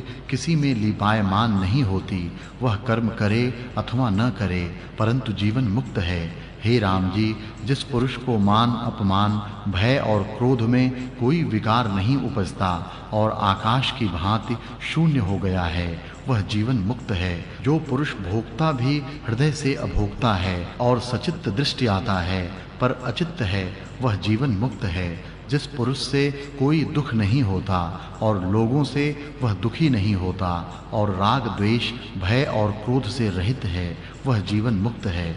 हे राम जी, जो पुरुष चित्त के फुरने से जगत की उत्पत्ति जानता है और चित्त के अफुर होने से जगत का प्रलय जानता है और सब में समबुद्धि है, वह जीवन मुक्त है। जो पुरुष भोगों से जीता दृष्टि आता है और मृतक की भांति स्थित और चेष्टा करता दृष्टि आता है पर वास्तव में पर्वत के सदृश अचल है, वह जीवन मुक्त है। हे राम जी, जो पुरुष व्यवहार करता दृष्टि आता है और जिसके हृदय में इष्ट अनिष्ट विकार कोई नहीं है, वह जीवन मुक्त है। जिस पुरुष को सब जगत आकाश रूप दिखता है और जिसकी निर्वासनिक बुद्धि हुई है, वह जीवन मुक्त है, क्योंकि वह सदा आत्म स्वरूप में स्थित है और सब जगत को ब्रह्म स्वरूप जानता है। इतना सुनकर राम जी बोले, हे भगवन, जीवन मुक्ति की तो तुमने कठिन गति कही, इष्ट अनिष्ट में सम और शीतल बुद्धि कैसे होती है? वशिष्ठ जी बोले, हे राम जी, इष्ट अनिष्ट रूपी जगत अज्ञानी को भासता है और ज्ञानी को सब आकाश रूप भासता है। उसे राग द्वेष किसी में नहीं होता और की दृष्टि में वह चेष्टा करता दृष्टि आता है, परंतु जगत की वार्ता से सुषुप्त है। हे राम जी, जीवन मुक्त कुछ काल रहकर जब शरीर को त्यागता है तब ब्रह्म पद को प्राप्त होता है। जैसे पवन स्पंद को त्याग कर निस्पंद होता है, वैसे ही वह जीवन मुक्त को त्याग कर विदेह मुक्त होता है। तब वह सूर्य होकर तपता है, ब्रह्मा होकर सृष्टि उत्पन्न करता है, विष्णु होकर प्रतिपालन करता है, रुद्र होकर संहार करता है, पृथ्वी होकर सब भूतों को धरता और औषधि अन्नादिकों को उत्पन्न करता है, पर्वत होकर पृथ्वी को रखता है, जल होकर रस देता है, अग्नि होकर उष्णता को धारता है, पवन होके पदार्थों को सुखाता है, चंद्रमा होके औषधियों को पुष्ट करता है, आकाश होके सब पदार्थों को ठौर देता है, मेघ होके वर्षा करता है और स्थावर जंगम जितना कुछ जगत है सबका आत्मा होके स्थित होता है। राम जी ने पूछा, हे भगवन, विदेह मुक्त शरीर को धारण कर क्षोभवान होकर जगत में आता है तो त्रिलोकी का भ्रम क्यों नहीं मिटता? वशिष्ठ जी बोले, हे राम जी, जगत आडंबर अज्ञानी के हृदय में स्थित है और ज्ञानवान को सब चिदाकाश रूप है। विदेह मुक्त वही रूप होता है जहाँ उदय अस्त की कल्पना कोई नहीं, केवल शुद्ध बोध मात्र है। हे राम जी, यह जगत आदि से उपजा नहीं, केवल अज्ञान से भासता है। मैं, तुम और सब जगत आकाश रूप हैं। जैसे आकाश में नीलता और दूसरा चंद्रमा भासते हैं और जैसे मरुस्थल में जल भासता है, वैसे ही आत्मा में जगत भासता है। हे राम जी, जैसे स्वर्ण में भूषण कुछ उपजा नहीं और जैसे समुद्र में तरंगें होती हैं, वैसे ही आत्मा में जगत उपजता नहीं। यह सब जगत जाल मन से फुरने से भासता है, स्वरूप से कुछ नहीं बना। ज्ञानी को सदा यही निश्चय रहता है, फिर जगत का क्षोभ उसको कैसे भासे? हे राम जी, यह भी मैंने तुम्हारे जानने मात्र को कहा है, नहीं तो जगत कहाँ है? जगत का तो अत्यंत अभाव है। इतना सुनकर राम जी ने पूछा, हे भगवन, जगत के अत्यंत अभाव हुए बिना आत्मबोध की प्राप्ति नहीं होती। वशिष्ठ जी बोले, हे राम जी, दृश्य दृष्टा का मिथ्या भ्रम उदय हुआ है। जब दोनों में से एक का अभाव हो तब दोनों का अभाव हो, और जब दोनों का अभाव हो तब शुद्ध बोध मात्र शेष रहे। जिस प्रकार जगत का अत्यंत अभाव हो, वह युक्ति मैं तुमसे कहता हूँ। हे राम जी, चिरकाल का जो जगत दृढ़ हो रहा है, वह मिथ्या ज्ञान विसूचिका है। वह विचार रूपी मंत्र से निवृत्त होता है। जैसे पर्वत पर चढ़ना और उतरना शनैः शनैः होता है, वैसे ही अविद्धक भ्रम चिरकाल का दृढ़ हो रहा है। विचार करके क्रम से उसकी निवृत्ति होती है। जगत के अत्यंत अभाव हुए बिना आत्मबोध नहीं होता। उसके अत्यंत अभाव के निमित्त मैं युक्ति कहता हूँ। उसके समझने से जगत भ्रम नष्ट होगा और जीवन मुक्त होकर तुम विचरोगे। हे राम जी, बंधन से वही बंधता है जो उपजा हो और मुक्त भी वही होता है जो उपजा हो। यह जगत जो तुमको भासता है वह उपजा नहीं। जैसे मरुस्थल में नदी भासती है वह भी उपजी नहीं है, भ्रम से भासती है, वैसे ही आत्मा में जगत भासता है पर उपजा नहीं। जैसे अर्धमिलित नेत्र पुरुष को आकाश में तरुवर भासते हैं वैसे ही भ्रम से जगत भासता है। हे राम जी, जब महाप्रलय होता है तब स्थावर, जंगम, देवता, किन्नर, दैत्य, मनुष्य, ब्रह्मा, विष्णु, रुद्रादिक जगत का अभाव होता है। इसके अनंतर जो रहता है सो इंद्रिय ग्राहक सत्ता नहीं और असत्य भी नहीं, और न शून्य, न प्रकाश, न अंधकार, न दृष्टा, न दृश्य, न केवल, न अकेवल, न चेतन, न जड़, न ज्ञान, न अज्ञान, न साकार, न निराकार, न किंचन और न अकिंचन ही है। वह तो सर्व शब्दों से रहित है, उसमें वाणी की गम नहीं, और जो है तो चेतन से रहित चैतन्य आत्म तत्व मात्र है, जिसमें अहं त्वं की कोई और कल्पना नहीं। ऐसे शेष रहता है और पूर्ण अपूर्ण आदि मध्य अंत से रहित है। वही सत्ता जगत रूप होकर भासती है और कुछ जगत बना नहीं। जैसे मरीचिका में जल भासता है वैसे ही आत्मा में जगत भासता है। हे राम जी, जब चित्त शक्ति स्पंद रूप हो भासती है तब जगदाकार भासता है, और जब निस्पंद होती है तब जगत का अभाव होता है। पर आत्म सत्ता सदा एक रस रहती है। जैसे वायु स्पंद रूप होता है तो भासता है और निस्पंद रूप नहीं भासता, परंतु वायु एक ही है। वैसे ही जब चित्त संवेदन स्पंद रूप होता है तब जगत होकर भासता है, और जब निस्पंद रूप होता है तब जगत मिट जाता है। हे राम जी, चेतन तब जाना जाता है जब संवेदन स्पंद रूप होता है। जैसे सुगंध का ग्रहण आधार से होता है और आधार रूप द्रव्य के बिना सुगंध का ग्रहण नहीं होता। जैसे वस्त्र श्वेत होता है तब रंग को ग्रहण करता है, अन्यथा रंग नहीं चढ़ता, वैसे ही आत्मा का जानना स्पंद से होता है। स्पंद के बिना जानने की कल्पना भी नहीं होती। जैसे आकाश में शून्यता और अग्नि में उष्णता भासती है वैसी ही आत्मा में जगत भासता है। वह अनन्य रूप है। जैसे जल द्रवता से तरंग रूप होके भासता है वैसे ही आत्मसत्ता जगत रूप होके भासती है। वह आकाशवत शुद्ध है और श्रवण, चक्षु, नासिका, त्वचा, देह और शब्द, स्पर्श, रूप, रस, गंध से रहित है और सब ओर से श्रवण करता, बोलता, सूंघता, स्पर्श करता और रस लेता भी आप ही है।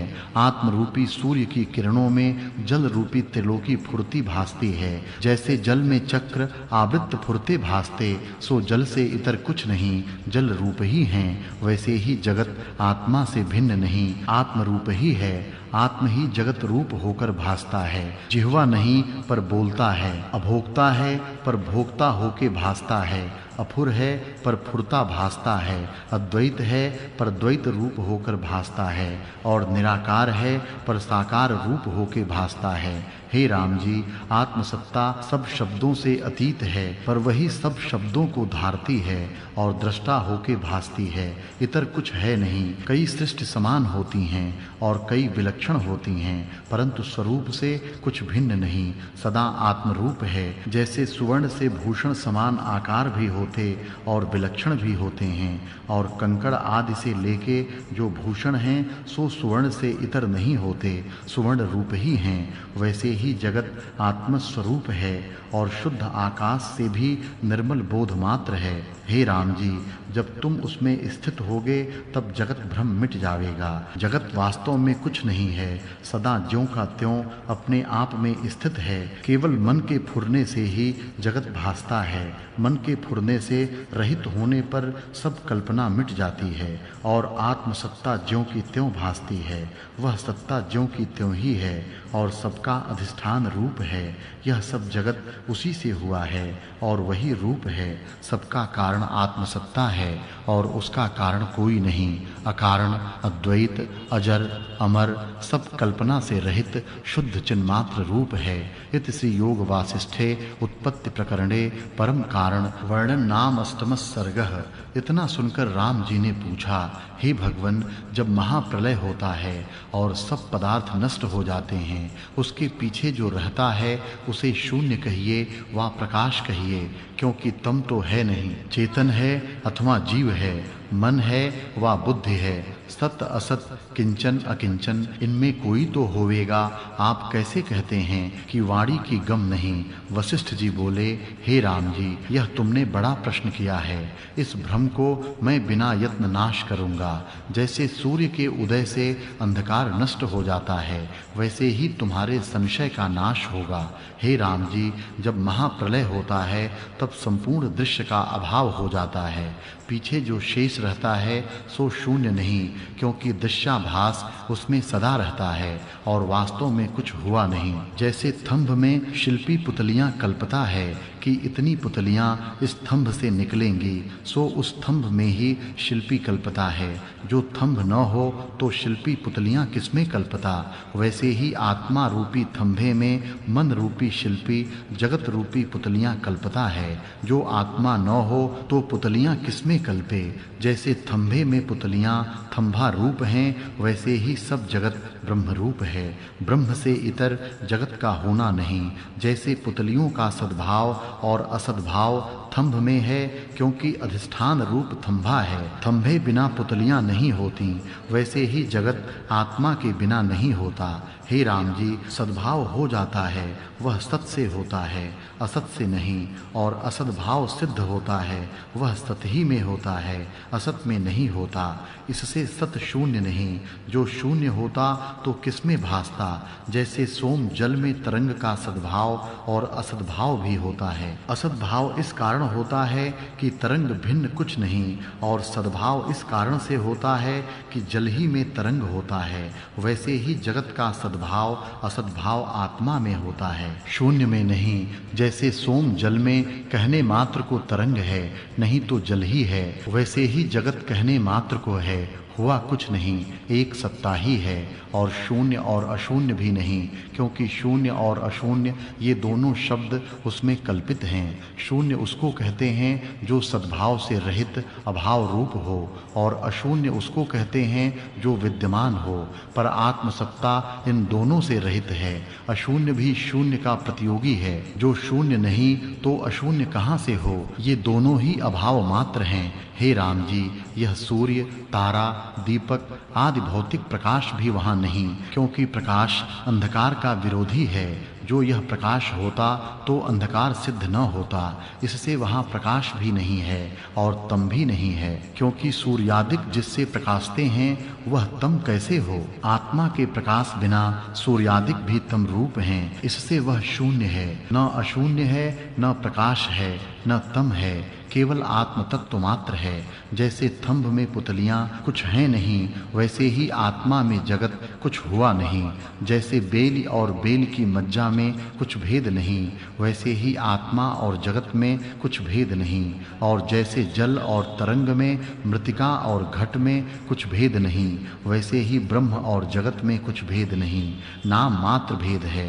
हे राम जी, जल और मृतिका का जो दृष्टांत दिया है, ऐसा भी आत्मा में नहीं। जैसे जल में तरंग होता है और मृतिका में घट होता है, सो भी परिणाम रूप होता है। आत्मा में जगत भान नहीं है, और जो मानसिक है तो आकाश रूप है, इससे जगत कुछ भिन्न नहीं है। रूप अवलोकन मनस्कार जो कुछ भासता है वह सब आकाश रूप है। आत्मसत्ता ही चित्त के फुरने से जगत रूप हो भासती है। जगत कुछ दूसरी वस्तु नहीं। जैसे सूर्य की किरणों में जलाभास होता है, वैसे ही आत्मा में जगत भासता है। हे राम जी, थंभे में जो शिल्पकार पुतलियां कल्पता है सो भी नहीं होती, और यहाँ कल्पने वाला भी बीच की पुतली है, वह भी होने बिना भासती है। हे राम जी, जिसमें यह जगत भासता है उसको शून्य कैसे कहिए? और जो कहिए कि चेतन है तो भी नहीं, क्योंकि चेतन भी तब होता है जब चित्त कला फुरती है। जहाँ फुरना न हो वहाँ चेतनता कैसे रहे? जैसे जब कोई मिर्च को खाता है तब उसकी तीखाई भासती है, दिखाए बिना नहीं भासती, वैसे ही चैतन्य जानना भी स्पंद कला में होता है, आत्मा में जानना भी नहीं होता।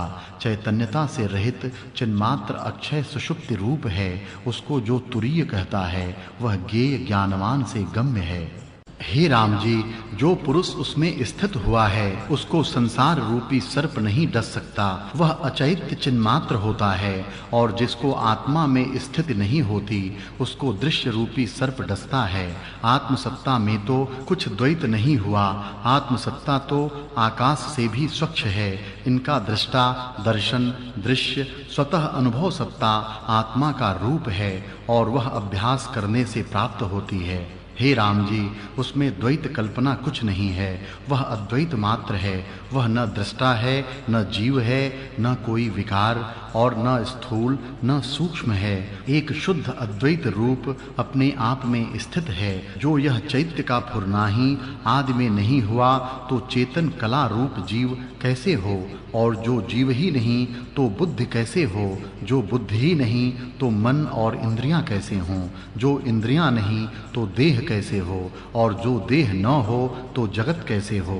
हे राम जी, आत्मसत्ता में सब कल्पना मिट जाती है, उसमें कुछ कहना नहीं बनता। वह तो पूर्ण, अपूर्ण, सत, असत से न्यारा है। भाव और अभाव का कभी उसमें कोई विकार नहीं, आदि मध्य अंत की कल्पना भी कोई नहीं। वह तो अजर, अमर, आनंद, अनंत, चित स्वरूप, अचैत्य चिन्मात्र और अवाक्य पद है। वह सूक्ष्म से भी सूक्ष्म, आकाश से भी अधिक शून्य और स्थूल से भी स्थूल, एक अद्वैत और अनंत चिद्रूप है। इतना सुन राम जी ने पूछा, हे भगवन, यह अचिंत्य, चिन्मात्र और परमार्थ सत्ता जो आपने कही उसका रूप बोध के निमित्त मुझसे फिर कहो। वशिष्ठ जी बोले, हे राम जी, जब महाप्रलय होता है तब सब जगत नष्ट हो जाता है, पर ब्रह्म सत्ता शेष रहती है। उसका रूप मैं कहता हूँ। मन रूपी ब्रह्मा है। मन की वृत्ति जो प्रवृत्त होती है वह एक प्रमाण, दूसरी विपर्यक, तीसरी विकल्प, चौथी अभाव, पांचवी स्मरण है। प्रमाण वृत्ति तीन प्रकार की है, एक प्रत्यक्ष, दूसरा अनुमान, जैसे धुआं से अग्नि जानना, तीसरी शब्द रूप। ये तीनों प्रमाण वृत्ति आप्त कामिका हैं। द्वितीय विपर्यक वृत्ति है, विपरीत भाव से। तृतीय विकल्प वृत्ति है, चेतन ईश्वर रूप है और साक्षी पुरुष रूप है। अर्थात जैसे सीप पड़ी हो और उसमें संशय वृत्ति चांदी की या सीपी की भासे तो उसका नाम विकल्प है। चतुर्थ निद्रा अभाव वृत्ति है और पंचम स्मरण वृत्ति है। यही पांचों वृत्तियां हैं और इनका अभिमानी मन है। जब तीनों शरीरों का अभिमानी अहंकार नाश हो तब पीछे जो रहता है सो निश्चल सत्ता अनंत आत्मा है। मैं असत नहीं कहता हूँ। हे राम जी, जागृत के अभाव होने पर जब तक सुषुप्ति नहीं आती वह रूप परमात्मा का है। अंगुष्ठ को जो शीत उष्ण का स्पर्श होता है उसको अनुभव करने वाली परमात्मा सत्ता है, जिसमें दृष्टा, दर्शन और दृश्य उपजता है और फिर लीन होता है, वह परमात्मा का रूप है। उस सत्ता में चेतन भी नहीं है। हे राम जी, जिसमें चेतन अर्थात जीव और जड़ अर्थात देहादिक दोनों नहीं हैं, वह अचैत्य चिन्मात्र परमात्मा रूप है। जब सब व्यवहार होते हैं उसके अंतर आकाश रूप हैं, कोई क्षोभ नहीं। ऐसी सत्ता परमात्मा का रूप है। वह शून्य है परंतु शून्यता से रहित है। हे राम जी, जिसमें दृष्टा, दर्शन और दृश्य तीनों प्रतिबिंबित हैं और आकाश रूप है, ऐसी सत्ता परमात्मा का रूप है, जो स्थावर में स्थावर भाव और चेतन में चेतन भाव से व्याप रहा है और मन बुद्धि इंद्रियां जिसको नहीं पा सकती, ऐसी सत्ता परमात्मा का रूप है। हे राम जी, ब्रह्मा, विष्णु और रुद्र का जहाँ अभाव हो जाता है उसके पीछे जो शेष रहता है, जिसमें कोई विकल्प नहीं, ऐसी अचेत चिन्मात्र सत्ता परमात्मा का रूप है। इति श्री योग वासिष्ठे उत्पत्ति प्रकरणे परमात्म स्वरूप वर्णन नाम नौमः सर्गः। इतना सुन राम जी बोले, भगवन, यह दृश्य तो स्पष्ट भासता है, सो महाप्रलय में कहाँ जाता है? वशिष्ठ जी बोले, हे राम जी, बंध्या स्त्री का पुत्र कहाँ से आता है? और कहाँ जाता है, और आकाश का वन कहाँ से आता और कहाँ जाता है। जैसे आकाश का वन है वैसे ही यह जगत है। फिर राम जी ने पूछा, हे मुनीश्वर, बंध्या का पुत्र और आकाश का वन तो तीनों काल में नहीं होता, शब्द मात्र है और उपजा कुछ नहीं, पर यह जगत तो स्पष्ट भासता है, बंध्या के पुत्र के समान कैसे हो। वशिष्ठ जी बोले, हे राम जी, जैसे बंध्या का पुत्र और आकाश का वन उपजा नहीं, वैसे ही यह जगत भी उपजा नहीं। जैसे संकल्पपुर होता है, जैसे स्वप्न नगर प्रत्यक्ष भासता है और आकाश रूप है, इनमें से कोई पदार्थ सत नहीं, वैसे ही यह जगत भी आकाश रूप है और कुछ उपजा नहीं। जैसे जल और तरंग में, काजल और श्यामता में, अग्नि और उष्णता में, चंद्रमा और शीतलता में, वायु और स्पंद में, आकाश और शून्यता में भेद नहीं, वैसे ही ब्रह्म और जगत में कुछ भेद नहीं, सदा अपने स्वभाव में स्थित है। हे राम जी, जगत कुछ बना नहीं, आत्मसत्ता ही अपने आप में स्थित है और उसमें अज्ञान से जगत भासता है। जैसे आकाश में दूसरा चंद्रमा, मरुस्थल में जल और आकाश में तरुवर भासते हैं, वैसे ही आत्मा में अज्ञान से जगत भासता है। इतना सुन फिर राम जी ने पूछा, हे भगवन, दृश्य के अत्यंत अभाव बिना बोध की प्राप्ति नहीं होती और जगत स्पष्ट रूप भासता है। दृष्टा और दृश्य जो मन से उदय हुए हैं सो भ्रम से हुए हैं। जो एक है तो दोनों भी हैं, और जब दोनों में एक का अभाव हो तो दोनों मुक्त हों, क्योंकि जहाँ दृष्टा है वहाँ दृश्य भी है और जहाँ दृश्य है वहाँ दृष्टा भी है। जैसे शुद्ध आदर्श के बिना प्रतिबिंब नहीं होता, वैसे ही दृष्टा भी दृश्य के बिना नहीं रहता और दृश्य दृष्टा के बिना नहीं। हे मुनीश्वर, दोनों में एक नष्ट हो तो दोनों निर्वाण हों, इससे वही युक्ति कहो जिससे दृश्य का अत्यंत अभाव होकर आत्मबोध प्राप्त हो। कोई ऐसा भी कहते हैं कि दृश्य आगे था अब नष्ट हुआ है, तो उसको भी संसार भाव दिखाएगा, और जिसको विद्यमान नहीं भासता और उसके अंतर सद्भाव है तो फिर संसार देखेगा। जैसे सूक्ष्म बीज में वृक्ष का सद्भाव होता है, वैसी ही स्मृति फिर संसार को दिखावेगी। और आप कहते हैं कि जगत का अत्यंत अभाव होता है और जगत का कारण कोई नहीं, आभास मात्र है और उपजता कुछ नहीं। हे मुनीश्वर, जिसका अत्यंत अभाव होता है वह वस्तु वास्तव में नहीं होती, और जो है ही नहीं तो बंधन किसको हुआ, तब तो सब मुक्त स्वरूप हुए, पर जगत तो प्रत्यक्ष भासता है। इससे आप वही युक्ति कहो जिससे जगत का अत्यंत अभाव हो। वशिष्ठ जी बोले, हे राम जी, दृश्य के अत्यंत अभाव के निमित्त मैं एक कथा सुनाता हूँ, जिसका अर्थ निश्चय कर समझने से दृश्य शांत होकर फिर संसार कदाचित न उपजेगा। जैसे समुद्र में धूल नहीं उड़ती, वैसे ही तुम्हारे हृदय में संसार न रहेगा। हे राम जी, यह जगत जो तुमको भासता है सो अकारण रूप है, इसका कारण कोई नहीं। हे राम जी, जिसका कारण कोई न हो और भासे उसको जानिए कि भ्रम मात्र है, उसका उपजा कुछ नहीं। जैसे स्वप्न में सृष्टि भासती है, वह किसी कारण से नहीं उपजती, केवल संवित रूप है, वैसे ही सर्ग आदि कारण से नहीं उपजा, केवल आभास रूप है, परमात्मा में कुछ नहीं। हे राम जी, जो पदार्थ कारण बिना भासे तो जिसमें वह भासता है वही वस्तु उसका अधिष्ठान रूप है। जैसे तुमको स्वप्न में स्वप्न का नगर होकर भासता है, पर वहाँ तो कोई पदार्थ नहीं, केवल आभास रूप है, और संवित ज्ञान ही चैतन्यता से नगर होकर भासता है, वैसे ही विश्व अकारण आभास आत्मसत्ता से होके भासता है। जैसे जल में द्रवता, वायु में स्पंद, जल में रस और तेज में प्रकाश है, वैसे ही आत्मा में चित्त संवेदन है। जब चित्त संवेदन स्पंद रूप होता है तब जगत रूप होकर भासता है, जगत कोई वस्तु नहीं है।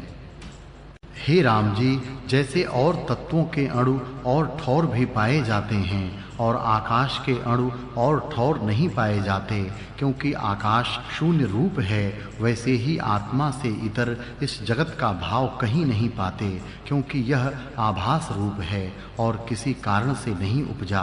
कदाचित कहो कि पृथ्वी आदि तत्वों से जगत उपजा है, तो ऐसे कहना भी असंभव है। जैसे छाया से धूप नहीं उपजती, वैसे ही तत्वों से जगत नहीं उपजता। क्योंकि आदि आप ही नहीं उपजे तो कारण किससे हों। इससे ब्रह्म सत्ता सर्वदा अपने आप में स्थित है। हे राम जी, आत्मसत्ता जगत का कारण नहीं, क्योंकि वह अभूत और अजड़ रूप है। सो भौतिक और जड़ का कारण कैसे हो।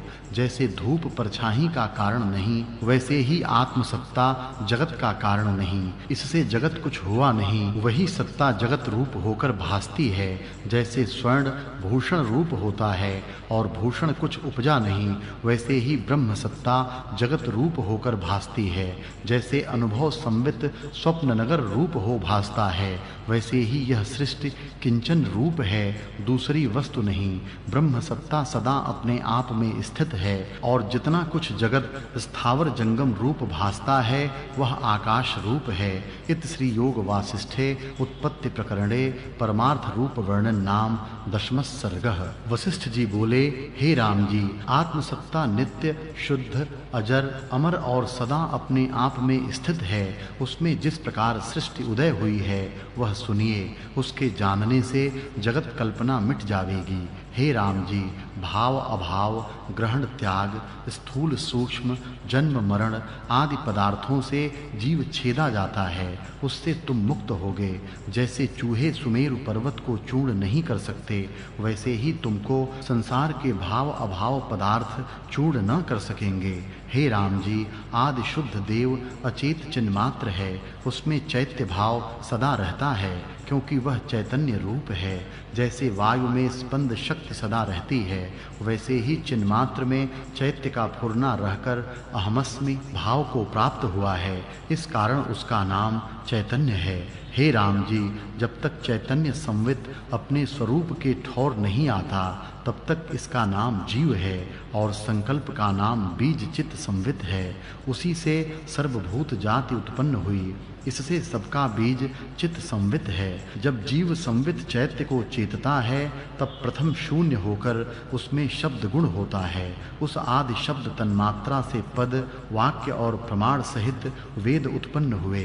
जितना कुछ जगत में शब्द है उसका बीज तन्मात्रा है, जिससे वायु स्पर्श होता है। फिर रूप तन्मात्रा हुई, उससे सूर्य अग्नि आदि प्रकाश हुए। फिर रस तन्मात्रा हुई, जिससे जल हुआ और सब जलों का बीज वही है। फिर गंध तन्मात्रा हुई, जिससे संपूर्ण पृथ्वी हुई और सब पृथ्वी का बीज वही है। हे राम जी, इस प्रकार पांचों भूत हुए हैं। फिर पृथ्वी अप तेज वायु और आकाश से जगत हुआ है। सो भूत पंचीकृत और अपंचीकृत हैं। यह भूत शुद्ध चिदाकाश रूप नहीं, क्योंकि संकल्प और मैलयुक्त हुए हैं। इस प्रकार चिद अणु में सृष्टि भासी है। जैसे वट बीज में से वट का विस्तार होता है, वैसे ही चिद अणु में सृष्टि है। कहीं क्षण में युग और कहीं युग में क्षण भासता है। चिद अणु में अनंत सृष्टि फुरती है। जब चित्त संवित चैतन्योन्मुख होता है, तब अनेक सृष्टि होकर भासती है। और जब चित्त संवित आत्मा की ओर आता है, तब आत्मा के साक्षात्कार होने से सब सृष्टि पिंडाकार होती है, अर्थात सब आत्मा रूप होती है। इससे इस जगत के बीज सूक्ष्म भूत हैं और इनका बीज चिद अणु है। हे राम जी, जैसा बीज होता है वैसा ही वृक्ष होता है। इससे सब जगत चिदाकाश रूप है। संकल्प से यह जगत आडंबर होता है और संकल्प के मिटे सब चिदाकाश होता है। जैसे संकल्प आकाश रूप है, वैसे ही जगत भी आकाश रूप है। आत्मा अनुभव आकाश रूप है, जिससे क्षण में अनेक रूप होते हैं। जैसे संकल्प नगर और स्वप्नपुर होता है, वैसे ही यह जगत है। हे राम जी, इस जगत का मूल पंचभूत है, जिसका बीज संवित और स्वरूप चिदाकाश है। इसी से सब जगत चिदाकाश है, द्वैत और कुछ नहीं। इत श्री योग वासिष्ठे उत्पत्ति प्रकरणे जगदुत्पत्ति वर्णन नाम 11वां सर्गः। वशिष्ठ जी बोले, हे राम जी, पर ब्रह्म सम शांत स्वच्छ अनंत चिन्मात्र और सर्वदा काल अपने आप में स्थित है। उसमें सम असम रूप जगत उत्पन्न हुआ है। सम अर्थात सजातीय रूप और असम अर्थात भेद रूप कैसे हुए सो भी सुनिए। प्रथम तो उसमें चैत्य का फुरना हुआ है, उसका नाम जीव हुआ और उसने दृश्य को चेता। उससे तन्मात्र, शब्द, स्पर्श, रूप, रस और गंध उपजे। उन्हीं से पृथ्वी, अप, तेज, वायु और आकाश पंचभूत रूपी वृक्ष हुआ और उस वृक्ष में ब्रह्मांड रूपी फल लगा। इससे जगत का कारण पंच तन्मात्रा हुई हैं और तन्मात्रा का बीज आदि संवित आकाश है और इसी से सर्व जगत ब्रह्म रूप हुआ।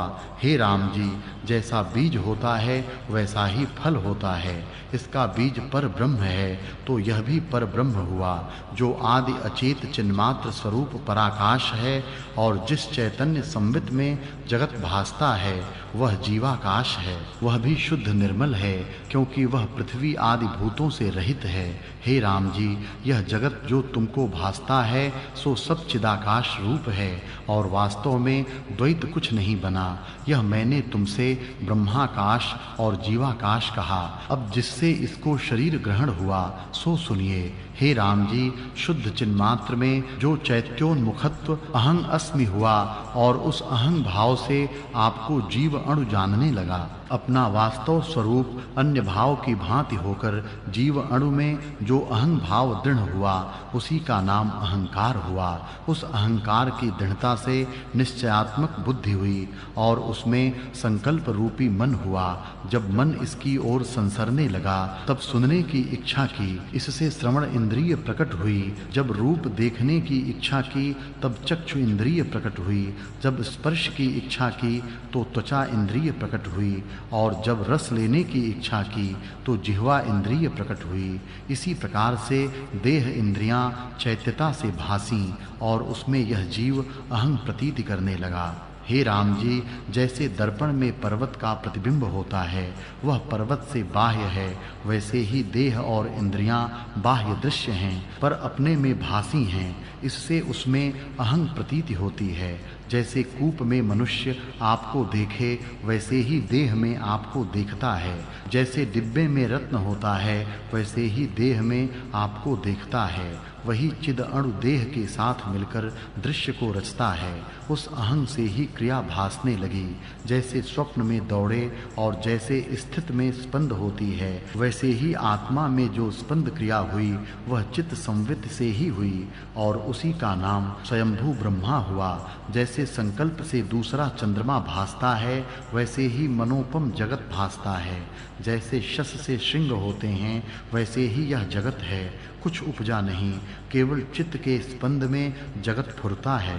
जैसे जैसे चित्त फुरता गया वैसे वैसे देश, काल, द्रव्य, स्थावर, जंगम जगत की मर्यादा हुई। इससे सब जगत संकल्प रूप है।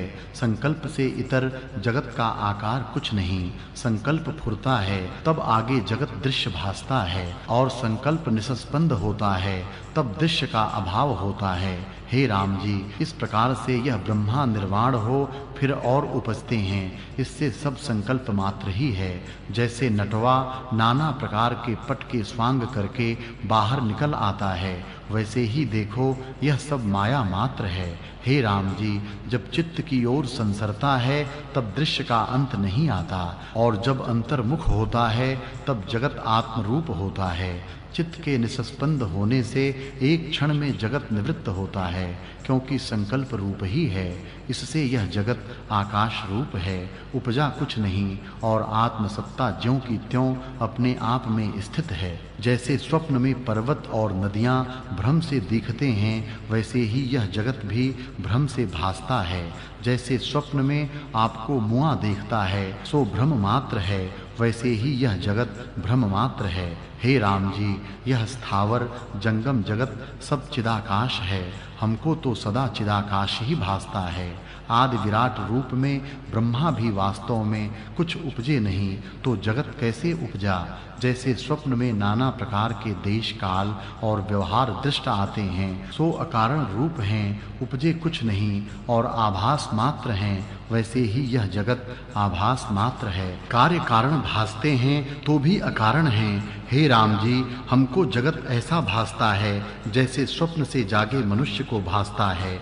जो वस्तु अकारण भासी है सो भ्रांति मात्र है। जो किसी कारण द्वारा जगत नहीं उपजा तो स्वप्नवत है। जैसे संकल्पपुर और गंधर्व नगर भासते हैं, वैसे ही यह जगत भी जानो।